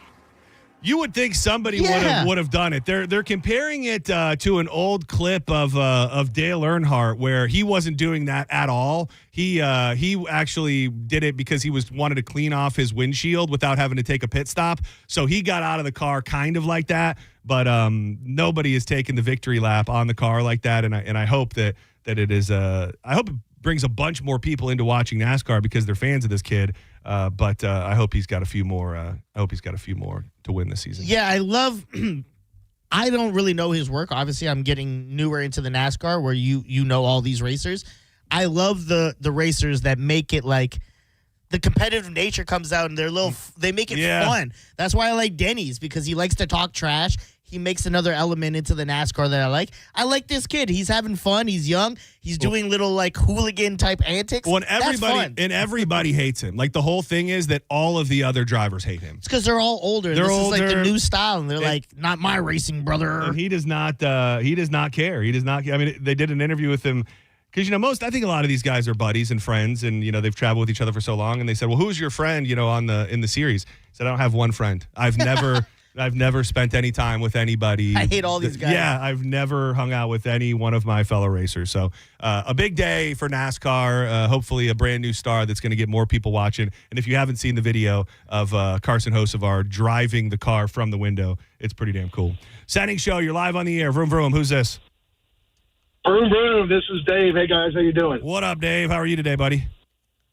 Good, man. Hey, I used to go to Talladega. Me and my buddies, we went for like 15 years straight way back in the day. And them Talladega fans are rowdy. In fact, the one time when Jeff Gordon first won there, they were chucking, and there's a lot of Jeff Gordon haters there. Oh, yeah. They were chucking beers at him as he was doing his victory lap. Yeah. Talladega. It was not to get him a beer. They were trying to hit him. Yeah, I got to make it to Talladega one day. The infield of Talladega looks like a party. It is unreal, man. And it's just incredible. I mean, it don't matter where you get, if you're in the infield or on the back stretch or front stretch, because I've been all places, and it's unreal, man. It's like a freight train going around. I was noticing yesterday, like, kind of how beautiful it is all around the track. Like, when you're looking, everything's very green, and there's mountains in the back. You could probably make a pretty cool trip out of it and get to some nice areas up there as well. Well, that's what we always camped out, but always around the track. So, but I mean, it's a great track to go to. In fact, that was my very first NASCAR race when I got out of the military back in 1991. My buddies in Tennessee was like, "Hey, man, let's go to Talladega." I said, "Okay, Talladega, baby." That clip that starts the show, we're going real fast and real left. That's from a dude that was interviewed wasted on the infield of Talladega. Oh yeah, he kind of looked like Ric Flair. Yeah, right? The guy. Kind of. No. I'm thinking of the other one. I'm thinking of the give you a watch and kick you in the. I'm mixing them up. Because this guy is just really a rugged redneck of a man. But it was a great race, and I had to wear my my host of our shirt today, and shout out to Jason Meter who got me this. I'm hesitant to wear this hat. Why? So, well, because every time I wear it, one person at least tells me at first glance they thought it was a MAGA hat. Yeah. Which, it's like the new upgraded MAGA. Yeah, which I maybe not really. I mean, it's got a G and an A, and I can kind of see it. But it's also like if one person, it's not even about me being so strongly against wearing that, but that's just I never would in a million years. Yeah, I wonder what it would stand for if it was political. Dega. It's hard. Dega. Dega. Dirt. No. Everywhere. Grandma. No. That's terrible. I'd have to think about this a lot. Tweet us if you know. Yeah, if you can come up with a a political slogan that goes with DE. Democrats everywhere gay. That was just for fun. I didn't mean that. I'm becoming a lib myself. That's pretty good though, right? It is, but if we're going Canadian it's EH. Yeah, A. A? It's like a question. We're like A here. We're like A. It's like AY. Democrats everywhere gay. America. Yeah. America. That's the simple fix. That's the simple fix right there. You said something to me during the commercial break, and I on purpose did not entertain what you were saying because I wanted to surprise you on the air, because you are at this point the only other person I think on planet Earth that has watched the show and will continue watching the show. Euphoria. The first 2 episodes of From are out. Oh, are they really? Yeah, we watched them yesterday. You watched it already? You didn't even tell me they're out, bro? Yeah. I'm sorry. I kind of thought you knew. I didn't know that you didn't know. But yeah, they're 2 weeks. They're 2 weeks into it. How's it looking? Because the fact that you haven't mentioned anything or be like, dude, have you seen the new episodes? Makes me think they suck. I'm not gonna say that they suck. I'm not gonna say that they suck at all. I can't bring myself to say that. It's just unlike any other show. I personally, in a good way.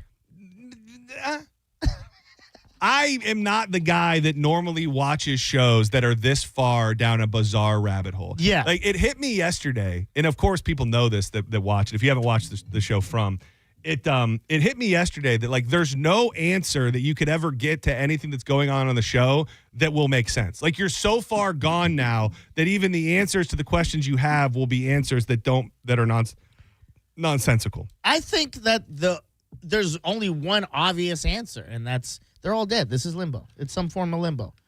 And that you're able to make sense of all this stupid stuff. Well, do you remember what they kind of figured out? And there's some spoilers here, but honestly, I don't think it matters if you're watching the show or if you're show's not even that good. I mean, I do like it. But I liked it, but season 3, we're on 4 now, right? This is 4, yeah. 3 midway, it started going, what the hell storyline is this? So at the end of last season, you will remember that she figured out the mom, and I also don't know anybody's name. No, the main mom lady. Yeah. They figured out that they were they were perpetually coming back to this place. Yes. Like they had lived all these different lives in this place. So is it hell? Is it some version of hell? I don't really know. But the first episode of this new season does get pretty crazy. Like, you will be entertained at the very least. It reminds me, and go figure, because I believe the same guy who created Lost created this show. Yeah. It reminds me of Lost, where it started off real good. Season 1, season 2. And then it's almost like they didn't know where to go with it, which Lost didn't, if you know anything about them. Lost writers went to message boards to see what people were thinking. And they'll go, oh, that's kind of a good idea. That's what this feels like. Like, season 1 was good. Season 2 is good. Season 3, they've got so many storylines going on that they don't know how to wrap them up or get good closure or where they're going with it. And it's a very tough show to pick back up because it's been gone for, probably a year? Yes. So, I mean, they give you a pretty decent, previously on From, but it's still not enough because there's so many little things that as you're going, you're like, oh, I forgot that person existed and I forgot this happened to him. But it is a bizarre show, and we did make it through the first 2 episodes, and I would encourage you to watch them if for no other reason than to just hear what you think. Whenever I have a show like for this show, for instance, I'm going to go on YouTube, and I usually type in everything you need to know before season 3 of season 4 of From, and then there's recap videos that are better than the previously on. The problem with that show is, too, that I've noticed when I talk to other people about it is they did an ultimate bait and switch. Because when they first were launching, I think, the third season, they put it on Prime for free. Oh, yeah. And now it lives on MGM Plus. And I think MGM Plus nobody has. So I think that a lot of people that I've talked to that watched the first 2 or 3 are like, I'm not downloading a new app to watch another season. Like, it was good, but it's not good for me to pay another $10 for another streaming service that might be the only thing I ever watch on it. Yeah, there's not a lot of shows that could survive switching platforms and everyone's going to be still in. I think even Arrested Development, they brought it back where they're like, we're on Crackle. Now we're on this. And everyone's like, I'm good. Yeah, we if you were on Netflix, we might be able to do it. But how do you, this is going to be an abrupt switch. How do you think your swimmers are holding up these days? Oh, probably not good. You think they're, yeah? Yeah, probably not good. If I had to guess, probably not the greatest. Yeah, I there's a lot of clubs I shut up, John, and I'm still cool. Fine. Yeah, I think about it for a multitude of different reasons. I've smoked weed in my life, which they say is not good. Oh, and then man. the other thing is the heat, which I'm in the sauna 3-4 times a week. So I'd imagine I've just cooked my balls to a point where just nothing can survive in there. I've always said I want to go grill in there, John. I want to go get tested. Like, I think it would just be interested to know. Oh, like if I got nothing going on, like it would be good to know. Like if I've given myself who's stronger. Dude, if there's anybody out there that does sperm samples and testing quality, please hit us up. That would be pretty fun to do on the air. Sending sperm off. Well, that's perfect because that's the story I was about to bring you. Oh. A $100,000 prize is being offered to the man with the fastest sperm, taking the Vroom Vroom community to a whole new levels. Bizarre new contest that has already attracted more than 10,000 applicants from around the world. The event is being dubbed the Sperm Racing Olympics. We'll see semen samples from 128 men, each representing a different country, go head-to-head on a microscopic racetrack in San Francisco next month. Did they do this already? I did feel like something, I don't know if it was this in-depth, but I remember years ago, or at least a year ago, hearing something about it. Maybe it was just the preview of this. Oh, it's the preliminaries. Yeah. Organizers say the spectacle is designed to shine a spotlight on growing concerns over male fertility, as studies suggest sperm counts have fallen sharply. But despite the claim, it is the first ever. The same team staged a race in April. Last April. This is the one when 2 college students competed live for a $10,000 cash prize. Yes, Tristan Wilcher of USC. He was the Trojans. He was the winner. 20-year-old USC sophomore won the world's first live sperm race on April 25th, 2025. Co-founder Shane Fan telling Daily Mail that more than 10,000 men have already applied to compete, including hopefuls from the U.S., Iran, Israel, and North Korea. If you had to put money on it on the Hard Rock Bet app right at this exact moment, which area or nation geographically do you think has the strongest swimmers? You would assume it's somewhere like China or India that has such a mass population that they must be pretty good at what they're doing, which is shooting clubs up. Those are. I didn't think of it that way. I was making it much more complicated than that. That factually probably. Where are you going? Like you're like, oh, Africans are good sprinters. Maybe they're good sprinters in sperm. No, I hadn't thought of that. For some reason, I was thinking like Middle Eastern, and I don't know why. Okay, but that, more like built up. Maybe I was thinking like more built up. Oh, so it just has to like get they're like more they're more like repressed there, maybe. But so you feel like the built up ones are probably like old and scraggly and like got ears on them. You know what I mean? Did you say ears or years? years. Sperm with ears. Yeah, like if you go to like a pound, the older dogs aren't running fast, John. That is true. Yeah. Applicants are now being assessed in a bid to find the healthiest man from each nation before the tournament begins. We are aiming to find the healthiest person possible for each country to compete. There is a lot of work that goes into maintaining a healthy body. The selected field will eventually be narrowed to 128 competitors with one entrant representing each nation. Organizers say that the tournament format will mirror mainstream sporting events with knockout rounds and head-to-head matchups until one overall winner remains. Competitors will not appear in person. Instead, each athlete will be sent a kit to provide the sample, which will then be mailed back to California for testing. How does that work? Can you keep them alive that long? I would assume they know how to, but hearing it, I go, well, that is not going to work. So they will then isolate the sperm before placing them into a specifically designed microfluidic track where they will race in a straight line sprint measuring just 400 microns, roughly 0.02 inches, or about the size of a fine grain of table salt. Powerful microscopes will magnify each movement and broadcast the action live to viewers online, while giant screens at the venue will show play-by-play. Like, no one's actually going to watch this, right? No, I would not watch it, but it sounds pretty funny and interesting. And now I'm going back on what I was thinking with the Middle Easterns, and now I'm thinking you just got to bet on Jamaica. Because then at the end of the day, they have some of the best sprinters. There's something to it. That's a sprinter kid right now that's not going to make it, but could probably run the track pretty fast as a sperm, Joe. And they have the essence of the man. Like, you know what I'm saying? So if we're going to say that those areas have the fastest runners and physically fit in all these different ways, it wouldn't be the biggest stretch to think that the swimmers would be doing the exact same thing. Exactly. Oh, man, what's going to happen in like 2038 or whatever when we have Olympics and they do this as a trial like they did with the breakdancing? And then you could say, I won a gold medal in sperm It's racing. like the main event, too. Yeah. It's like this is for humanity. The sperm crossing the finish line first will be declared the winner, and its owner will collect the 6-figure prize. Previous test races have produced surprising results, with some becoming stuck and taking more than 40 minutes to complete the course. And keep in mind, the course is like the size of a grain of salt. Others have moved faster, reflecting the large variation seen between samples. Each entrant's sperm will reportedly be timed individually. We really do. If you are in the who tests sperm? Is that like a company? I don't know. I thought wouldn't something Mo is sponsor and You endorsing? think they do it? The Good Health? Wouldn't you think that's like one of the tests? The for men's health. Yeah. Maybe JoJo's new endorsement. Maybe the Prestige men's health. Maybe Judge Juicy can hook us up with it. They have at-home tests. No, that's not the same. We needed a professional. At-home sperm test, 10% off. Results in 20 minutes. At-home test seems like we could just lie like the golf tournament. I mean, we'll bring it in. We'll collect the sample live on the air. Oh, live on air? Yeah. Who's collecting it? Me, for both of us. Well, that seems like. Well, no, we'll get a milking table. Okay. We'll get a milking table in here, and we'll bring in an official. We'll bring in somebody. We'll bring in a professional. $45. Oh, do you think we could take Pat Maroon? What?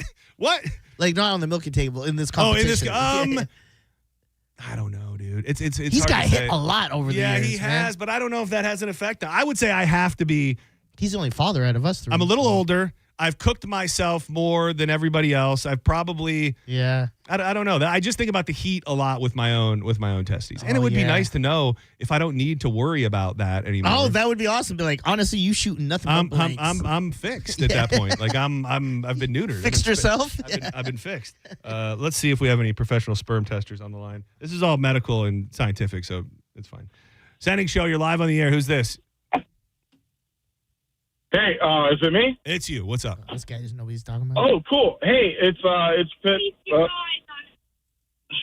Well, I don't want to give my name away because, for one, I don't know. It's fine. if You I don't can get in trouble for this. have to give us the whole Just tell us the backstory. story. You can just tell us. But it is actually, it's not related to the sperm thing. It's related to another thing that you guys are talking about watching. Okay, And the setup it of a led me lifetime. down a rabbit hole to some really, what do they call it? Tea? Really juicy tea? Okay, lay it on us.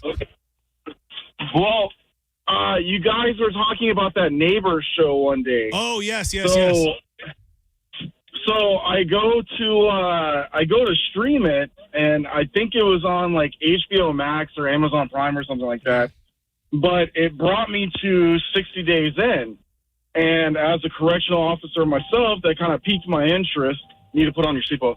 It piqued my interest, and so I start watching the first episode, and I see one of my coworkers appearing in the first episode of 60 Days In. And I'm like, oh, snap, they were actually on this show. That's crazy. So then I go to work, and mind you, I just came back from work for after being out for about a year on medical leave. And I go to talk to them about it, and I can't find them there. It's the redheaded lady. Dude, I'm not gonna lie. I don't know what you're talking about at all. If I have no Land clue. the plane. Yeah, you got to take us home, brother. I'm gonna give you one opportunity because we don't know the show. So give us the punchline. Okay, so go to talk to her about it. Find out she's no longer there because she's been fired for having inmate relations, which I think was like the wildest rabbit hole to go through after trying to just watch the show that you guys suggested. Hell yeah, brother. Now I hope they don't buckle up when they drive. Wow. Freestyle that, bro. Wow. That was something, dude. I for a second thought we were headed somewhere, and I don't know what 60 days in, is it? I was can we go on what we were expecting with that call? Because I had some where I thought where was it going? So you do the call the way that it would have made it interesting. Okay, so bring. Hey man, Senning Show, you're live on the air. Hey brother, so I was just watching this Locked Up show, and first episode, wouldn't you believe it? They have Senning Show playing in the background. Oh hell yeah, brother! Appreciate the support. Hell yeah, that is. Thank you for the call. Yeah, that was good. Yeah. Yes, let's pretend that's what happened. Yes, and that didn't just kill the vibe. Senning Show, you're live on the air. What's up? Hey, what's up, man? Hey, I was calling to tell you I got a vasectomy. So I know if you go to any like clinic like that does vasectomies, they test it. Like you have to bring them a sample. Like I think it's like 2 weeks after your vasectomy, and they tell you if you have any swimmers or not. How did you have a strong? Set before you got it snipped? Yeah, man. It seemed like my wife was allergic to nuts or something. Every time she ate one, she got pregnant, man. I swear. He said that, I was like, hey, yo. Hey, yeah, what is she had this allergic reaction where she get a big lump in her stomach after taking. Yeah, you put a big lump in her stomach. I think that's the joke, Diz. Yeah. I've got a question. After the vasectomy, and I'm trying not to get us kicked off the radio, so let me be your guide here, buddy. After the vasectomy is when you do the thing that you do. Is that different at all? Is it less of that? Is it different in any way? It's just the same it was, just no life in it. Just no life, exactly the same, man. That was my biggest concern too. You wanted to make sure the volume was still up, yeah? Yeah, yes, sir. Right. Yeah, the only thing I can tell you from that is I did end up with like a cyst from the scarring or something. No, you know? You got a big old sac cyst. No, it's not. In there. It's in there. You know what I'm saying? It's not visible, but I can feel it. Oh, okay. It scared me at first. I thought I might have had they say to check down there, and I thought I was like, dang, I got a lump. I got to get a check. It's just to be a cyst from the scarring. Okay. And all they said is, don't worry about it. Like, you'll be fine. You're good.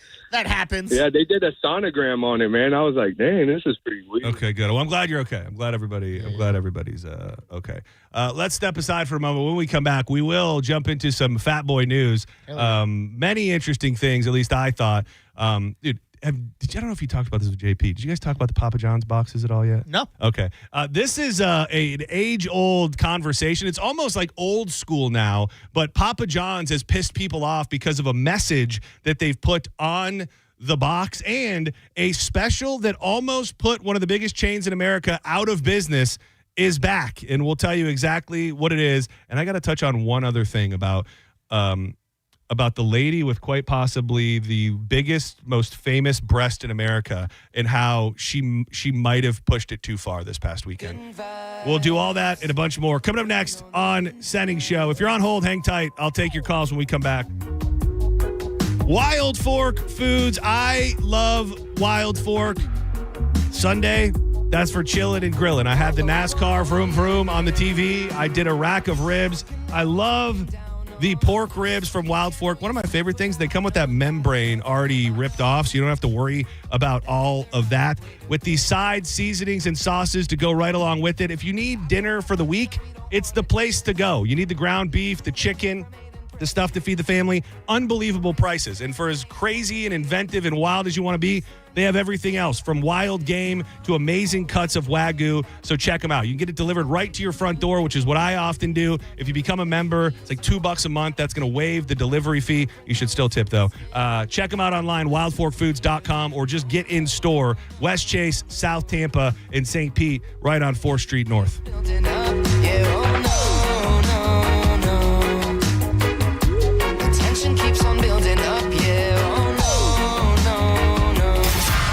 You're listening to Senning Show on 102.5 The Bone. Tell us what you think. Head to the 102.5 The Bone app now and leave us an open mic. The Open Mic on the free 102.5 The Bone app is sponsored by 1-800-ASK-GARY. Accidents don't just happen between the hours of 9 to 5. That's why we make ourselves available to talk with you 24/7. For a Farah fight, day or night, you know who to call. Farah and Farah, Tampa. Tag him the ultimate refreshment with Seagram's Escape Spiked at WWE. Bringing the heat at 10% ABV and knockout flavors like Slammin' Me Happy, Pineapple Powerhouse, and Slammin' Blueberry. Seagram's Escape Spiked. Choose your flavor. Feel the power. Step into the ring. Seagram's Escape Spiked. Pick up some today at your local convenience store.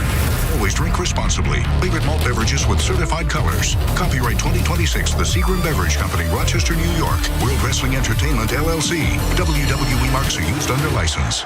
Hey, it's Alex Flores from Furman Chevrolet in Brandon. You know, as a veteran, it's important to me that men and women who served our country always feel welcome here because you deserve it. And there's a reason we're #1 Chevy dealer in Tampa. At Furman Chevy Brandon, we say yes. Yes to transparent pricing, no dealer add-ons, no inflated markups. Yes to paying top dollar for your trade. And from me personally to all my brothers and sisters who served in the armed forces, yes, you are always welcome here. Come see us on Adamo Drive or visit FurmanChevy.com. Furman Chevy of Brandon, together, let's drive. Hey, fellas, it's JoJo here, a.k.a. Judge Juicy. We need to talk about something serious for a second. Your penis. If you're suffering from erectile dysfunction or PE, so is your partner. Most importantly, you don't have to live with it because at Prestige Men's Medical Center, they restore men's sex lives. Even when Viagra and Cialis don't work, their painless breakthrough treatments eliminate ED and PE regardless of your age or your medical history. 98% of patients see instant results right there in the office before you even leave. Men, you can now last longer. And the best part of Prestige Men's Medical Center, your consultation and first treatment are free. Qualified patients even get their testosterone check for free. Do yourself the favor and call today. 813-288-2202. Get your confidence back. Get energized. Get back to your old self. Call today. 813-288-2202. Or go to prestigemensmedical.com. And that's my final ruling. Hi, I'm attorney Fran Hosh. Being involved in a car or motorcycle accident can be stressful. I've dedicated my career to helping accident victims and their loved ones. If you need an attorney you can trust, give me a call today at 866-LAW-FRAN. We will give you a free case evaluation and won't charge you any fees unless you recover money. Give me a call today at 866-LAW-FRAN, 866-LAW-FRAN, or visit me online at lawfran.com. Main office, Palm Harbor. I'm Ed Evans, CEO of Consumer Cellular. You know, the big wireless companies say they have discounts for people over 55, but unless you're willing to sit on hold and ask, you're probably paying more than you should. At Consumer Cellular, there's nothing to hunt down. We're built for people 50 plus with plans starting at just $20. And our 100% US-based customer service actually answers the phone. Call 1-888-FREEDOM or visit consumercellular.com today and get your second month free for a limited time. Taxes, fees, and other third-party charges will apply. See website for additional details. Support comes from Amazon Business. You can't rely on guesswork to run your business. With smart business buying, innovative AI tools optimize your purchasing experience, paired with delivery options built for business. Empower your team today. Learn more at amazonbusiness.com. Save $10 on a pair of Bosch Focus wiper blades. Our professional parts people will even install them for free at O'Reilly Auto Parts. O'Reilly Auto Parts. Be the Thunder and cheer on the Bolts this postseason at Benchmark International Arena. Single game tickets for all Lightning first round playoff home games are on sale now at Ticketmaster. This Lightning postseason is presented by Advent Health. Involved in a car accident? We understand the pressure you're under. Call Farah and Farah, Tampa. Now, back to Real Raw Radio. Sponsored by Anajar and Levine, Accident Attorneys. Call 1-800-747-FREE. That's 1-800-747-3733. And now, back to Senning Show. With your host, John Senning.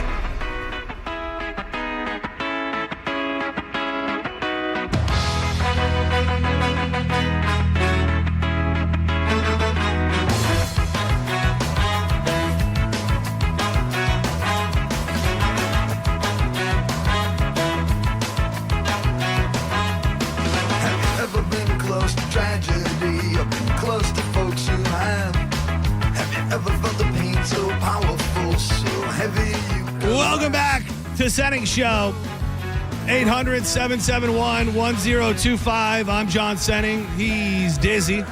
Thanks for being here, helping you get through the Monday, helping myself get through the Monday. Yeah, apparently. It's a fuzzy one today. little hazy today. Watch the program on YouTube. Get up in the vroom. Love seeing that number over 300. Corey Puckett, Ray, LSD Dreams. I see Drew Garabo is up in there. NZ, which I believe is Nolan, PIHB, G.I. Joe 19K, the Charlie Hotel, G Money, and everybody else who always hangs out in there. You can chat with people. You can not chat with people. You can listen and then just watch when you want.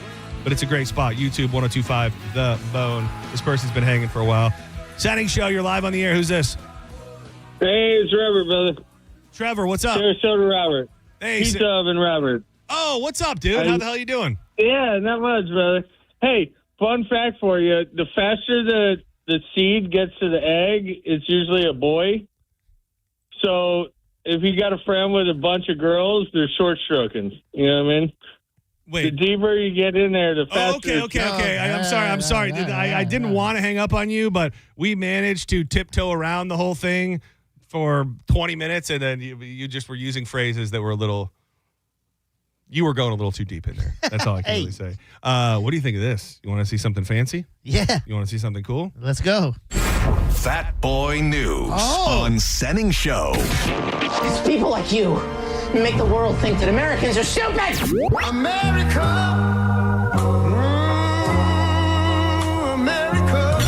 What's more American than baseball, apple pie, and being fat?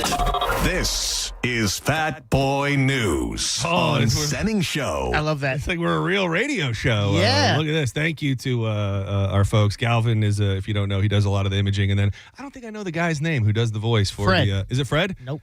Fred. No, I think it's Fred. It's Fred. It is Fred. It is Fred? It is Fred, Okay, yeah. yeah. It's Fred Robinson. Famous voice guy. Everybody knows him. Fred Robinson. Yep. So this is more of an anecdote that is not necessarily food related, maybe milk related. I'm not saying that Sydney Sweeney and her gigantic, luscious milkers are jumping the shark, but I saw her over the weekend. So she did Stagecoach. It's like the new country version of Coachella. Oh. They do it the week after the 2 weeks of Coachella. Okay. Huge festival. She was out there with Scooter Braun, who I also have I don't like that she's with that guy. Why? He got money. Yeah, but And he can take her places. Sydney Sweeney is almost in a position where she could, money alone is not enough to be able to pull Sydney Sweeney. I don't think it's literally money, but I think he presents something that can take her career to the next level. I think it's beneficial to both. So he gets to be seen with her, and Yeah. other women are like, "Oh my God, she's with him," and blah blah blah. It's the "Can't Buy Me Love." They're both in it for a reason. It's not love. I think she can still. I honestly hadn't heard much about it until I saw the pictures of her on his shoulders at this concert. I didn't know it was a thing. But so she's launching her new lingerie line, and with that, they did it. It's actually a good promotional idea. They did a pop-up karaoke bar at the country festival. Okay. And she had like all of these celebrities and artists coming through to sing karaoke with her. Pretty cool, I guess. But side note, Lance Bass is probably NSYNC. is probably the NSYNC member that's doing the least. He has maintained himself better than all of the others. He was one of the guys that she sang with. Yeah. And I saw, and this is no disrespect, I saw Joey Fatone was at Busch Gardens. Yeah. Chris Kirkpatrick's out That doing his prick. thing. Chris Kirkpatrick's out doing his thing with Is he though? O-Town. Because I would. Oh, okay. Because I was gonna say I thought he would be doing the least amount. Well, but I'm just looking at this, and Lance Bass is still very much got it. If you're trying to connect them to the days like singing wise. Singing looks he looks like he's not that far removed from when he was very, very famous. Like, look at him right there. Like, compared to Joey Fatone and Chris Kirkpatrick, this guy right here. Where is he? He's That's on. him right there. Yeah. And I thought that was Ellen. No. Oh, by the way, while you're there, look at Sydney Sweeney just spill it out of that top. Yes, she is. Especially the one with him. It looks like she's about to give a free show. And I'm looking and I go, I get that it's all about the boobs, but that's her selling point. Is there such a thing as just leaning on the boobs too. Like, you could show your boobs in a million different ways. This looks unnatural, uncomfortable, and like she just wore a top that doesn't fit. I think it's definitely more aggressive, but I think J-Lo did the same thing with her butt. It's just, that's your asset. Your money maker. Yeah, so for her, she needs to put those out there all the time so people can go, we need her in her next movie or her next show, or she'd be perfect for this role because I want to see those bazungas every day. Everybody was making the connection that it looks like she's wearing the outfit that she did in Euphoria when they did the Oklahoma play, remember? And she was dressed. Oklahoma play. Yeah, remember the play that she found out was like all about her. And yeah. It was called the Oklahoma play. I believe. Okay. Oh God, I just looked at Sydney Sweeney, and now I'm getting spoilers from Euphoria last night. Oh, don't tell me! Don't tell me! I gotta get out of there. But yeah, she got up there with Diplo, and like they did a song. She got up there with Lance Bass, some country artist, and things like that. It's just love Sydney Sweeney. I'm a fan, but I think the Milkers have gone too far. Who do you think is a low-key, great karaoke celebrity that's not like a singer that you're like, they could probably handle their own? And I don't mean people like Hugh Jackman where you've seen him sing, like he could sing. Yeah, Bradley Cooper would be a guess, but he can sing. That doesn't work either. Oh, he does? Oh, yeah. Star is Born. Yeah. I'm going to say Baker Mayfield. Oh, he kind of looks like he could do a good country he could, cover or something. He also did get up there and sing with Zach Bryan when he was in town. I didn't not that you heard him that well. Yeah. I think he could probably do it. Oh, man. But I just felt the need to say there's a limit on boob. There's not. Believe it or not. No, there's not. Yeah. No, there's not. Uncomfortability. Like if you look like you are being squozen to death, like it's like to me when it's filled, and what the hell do I know? But it's just like then there's the part where it's like it looks like it's being spilling out. Like there's a you don't like spillage, maybe in your product. Maybe that's what it is. You're like a drug dealer, like no spillage. Exactly. I want all that product to make it, baby. But I will get high on my own supply. If you know what I'm saying. Red Lobster is bringing back its famous endless shrimp promotion starting today, making a surprising revival for one of the most recognizable all-you-can-eat offerings. And the main reason it's surprising is because last time they did it, it almost put them out of business. The deal will return for a limited time at select locations. Red Lobster telling Fox Business that the new offering will be priced at $24.99 per person, up from the $20 in 2024, which was the one that almost put them out of business. You can, or into bankruptcy at the very least, and you can get 5 different varieties. Marry Me Shrimp. Okay. Shrimp in a tomato cream sauce with garlic and herb crumble topping. Okay. Shrimp linguine Alfredo. Okay. Great. It's a hit. Walt's favorite shrimp, hand-breaded and lightly fried butterflied shrimp with a cocktail sauce. Garlic shrimp scampi, or the Parrot Isle coconut shrimp. When's the last time you were at a Red Lobster? Years. Yeah, it's been a long time, dude. Maybe even a decade. I think it was before 2020. I think there's something about being in Florida, too. I don't know if Red Lobster does better or worse in Florida, but I think most people, depending on where you live, you probably have a seapood place. You have a local seafood place that you like. So it's just, if I am ever in the mood for seafood, Red Lobster just isn't the place that pops into my head 9 out of 10 times. Red Lobster used to be the place we go as a family when we were like let's get fancy. That's a fancy night. It's a fancy night out. The deal was discontinued in 2024 after it was widely cited as a factor in the company's disastrous financial loss ahead of its bankruptcy filing. There's just something about people offering all you can eat and it literally putting them out of business. Yeah. Like the people being like, "We're gonna get our money's worth, you son of a bitch." While the company previously signaled it would not bring back the promotion, strong customer demand and a recent surge in engagement have led Red Lobster to reconsider. I wish they were almost leaning into, like the commercials would say, "You almost killed us last time we gave you all you can eat, but we're bringing it. We're willing to risk it. We're going to bring it back, baby." I feel like that's the only way you can go with it, where it's like, it's almost like a challenge to the customer. Yeah. Now they got to be like, well, we got to go see if we can make them bankrupt again. Let's get in there. That would be funny. Yeah. Can you kill us? Yeah. It's like Red Lobster, like dying a slow death. Yes. Like, you didn't finish us off. We're our endless shrimp and us again. Yeah. You be the judge. That's good. Or you be That's really good. Yeah, somebody caught my boy. Give him a job. Senning Show, you're live on the air. Who's this? This is Don. I went to school with John.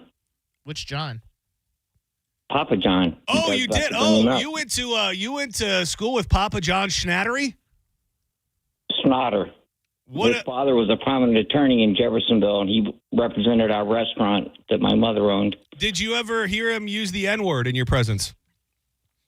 I can't say that on the air, but I can't. Well, he doesn't even own a Papa John's anymore. Papa John's has no home. I know that. The uncle does. The uncle was the money man, but my mom owned a restaurant, and that's where Bob, his father, came in with the idea of having the pizzas made and delivering it by the high school football team. And John died of, or not John, his daddy, Robert died of immune deficiency syndrome. Now, I will say this, sir, and I appreciate you having the personal connection. I feel like if the answer was no, he never said the N-word, you would have just said yes. But you didn't say that. In conversation, I would say yes. Did he say it with you? Directly, no. Did he ever call you his In conversation, no. Not directly, no. Okay. Do you know the story of how they got Papa John? About how that went down? How they got him in trouble? Hey, shut this guy. Thank you for the Papa John tie-in. About how, like, the exact story of how he said the N-word and what got him fired. So he was on a phone call with his promotional team and the marketing team, and they were, I think it was meant to be a conversation about racism and things like that. And he said, this is the team that is meant to like protect him, I guess. And he says on a call, well, KFC used to have a commercial that actually said and said the N-word on this call, and his own people leaked the tape, and that's how Papa John is no longer Papa John. So he thought that KFC had a promotional. I think they actually did. He's going like way back. Oh, like 1883. Yeah. What the hell? Are you Googling right now? Well, I want to see exactly what the quote was. But yeah, he was on a call. So he's like, we could say it. KFC said it. I don't know that he was saying it quite like that, but he was making a reference to it. Oh, yeah. On the May call, Schnatter was asked how he would distance himself. So it was a call about not being racist. Oh, so he was like, we'll never say it like KFC. Exactly. But he said the word. He was asked how he would distance himself from racist groups online. He responded by downplaying the significance of his NFL statement. Colonel Sanders called blacks N's before complaining that Sanders never faced any backlash for his comments. And that was the end of Papa John. I believe him.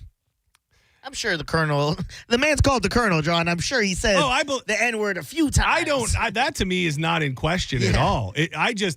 I'm not saying Papa John should still have Papa John's. I just find it funny that the people that are there to like represent him and protect him were like, oh yeah, we got to bury this prick. We gotta get rid of him. They must have hated whatever thing, get him off the board. Now we're in charge, and this guy is off. He's a very sweaty man. Every time you see Papa John, he's very wet, very moist. Well, he's used to being behind the oven all the time, right? True. Senning Show, you're live on the air. Who's this? Is this Papa John's friend again? No. Oh, hi. Who are you? Tara. Hey, Tara. What's up? Hey, you were talking about food, and we were actually talking about at work. What's the burger place in Bradenton that you like? Freddy's. Freddy's. Okay. There's one in Sarasota, I guess, too, on University. Oh, yeah. I think they did put one down there. Yeah, go eat. Have you tried it yet? No, I didn't. I couldn't remember what it was called. Well, after you try it, call us back and let me know your review. I put it up there as the best fast food burger in business these days. Okay, will do. All right, thank you so much. So Papa John's is under fire, not for any of the N-word stuff, for guilt tripping, for the guilt tripping messaging on their pizza boxes. A viral video that was posted on TikTok has blown up because on the box it says, "Delivery fee is not a tip. Please reward your driver for outstanding service." It has spawned thousands of comments from users who collectively feel this crossed the line and sparking debates on the purpose of the delivery fee, whether to tip, and how companies should be paying their staff livable wages. It's so weird now because it feels like the idea of a pizza place that actually delivers their own pizza, like that's almost passé. I know they still do it. Yeah. I know that the Papa John's and the Domino's, they have people that work for them that deliver it. But so many places now, especially local places, it's just an Uber driver. Yeah, it's just third party. Whatever it may be. We ordered a pizza a couple weeks ago. From where? Maybe last weekend. I actually... Thank you for asking, because I think it's quite possibly one of the up-and-coming hottest pizzas in St. Pete. Oh. Killer Pizza. It's right over next to Elevate on 94th off of MLK, and we've had it a handful of times. Right next to your gym? It is. It makes it very tough, but yeah, right next to the gym. So we order it, and then I don't know about you, and I hate the fact that I use any food delivery services. It makes me sick to my stomach. Yeah. I'm a failure of a man. But when you do that, or when I do it, I normally hit the priority button, which means they won't go anywhere else first. Yeah. So I don't know if this was just normal business, and if I didn't hit the priority button, I'd be seeing this all the time. But so it was through their website, and then it said it was being delivered by some other service, pizza delivery service. But you can watch the guy. So the guy, it says, hey, so-and-so's picking up your order. And I watch him on a little map, and he leaves. He's maybe 4 to 5 minutes away from my house. I then watch him drive to 4th Street, where he clearly was going to another restaurant. Yep. And it looked like he was sitting in a drive-thru for another 10 to 15 minutes. Then I watch him drive way to the other side of St. Pete and deliver that food before eventually delivering us our pizza. So they prioritize themselves. They must have. Can you do that? Can you're priority, and then as you're doing, someone else goes, no, I'm priority now, and mine's more money. It's like the touch tunes. It's like the touch tunes when you can skip people's songs. I think once you're priority, you're locked in. You're locked in for priority. That being said, did you screenshot it? I would have screenshot it. No, I let it go. You didn't? No. The fact of the matter is, 99% of the time when I order a pizza, I put it in the oven right when it gets there, no matter what. Yeah. So I was mad because of the principle, but I wasn't mad enough to pitch a fit about it. Surprised for Karen. I'm trying. You don't be caring enough about yourself. I'm trying to be a better caring man. about the neighborhood, caring about the people on the road, not caring about his pizzas. I care about, I care for my community. But this goes back to when all we had was pizza delivery and you couldn't order a million different things. I'm pretty sure there's always been a delivery fee, and I'm pretty sure most people still tip. I don't know if it's necessary to put it on the box. I think you're entering into the conversation and the fight, because everybody, we talk about it all the time. There's tip fatigue. Every damn place you go on planet Earth, they flip over the iPad and it says, tip 15, 20. Yeah. So I think people are so pissed about that. It's almost an unnecessary thing to say. There's a delivery fee. If you want to tip, but to put it on the box, I think you just are probably going to end up pissing people off more than not. I guess. I just feel like we're such pussies nowadays that just because they insinuated you should tip your drivers on a box, you're like, Everybody's on alert. Tip what you want. Everybody's on high alert. Yeah. I think that's what it is. Everybody feels like they're being forced to tip. But I mean, I think delivery fees are on 90% of all pizza places. Definitely the chains. Like there's some sort of fee. Yeah. It's the same.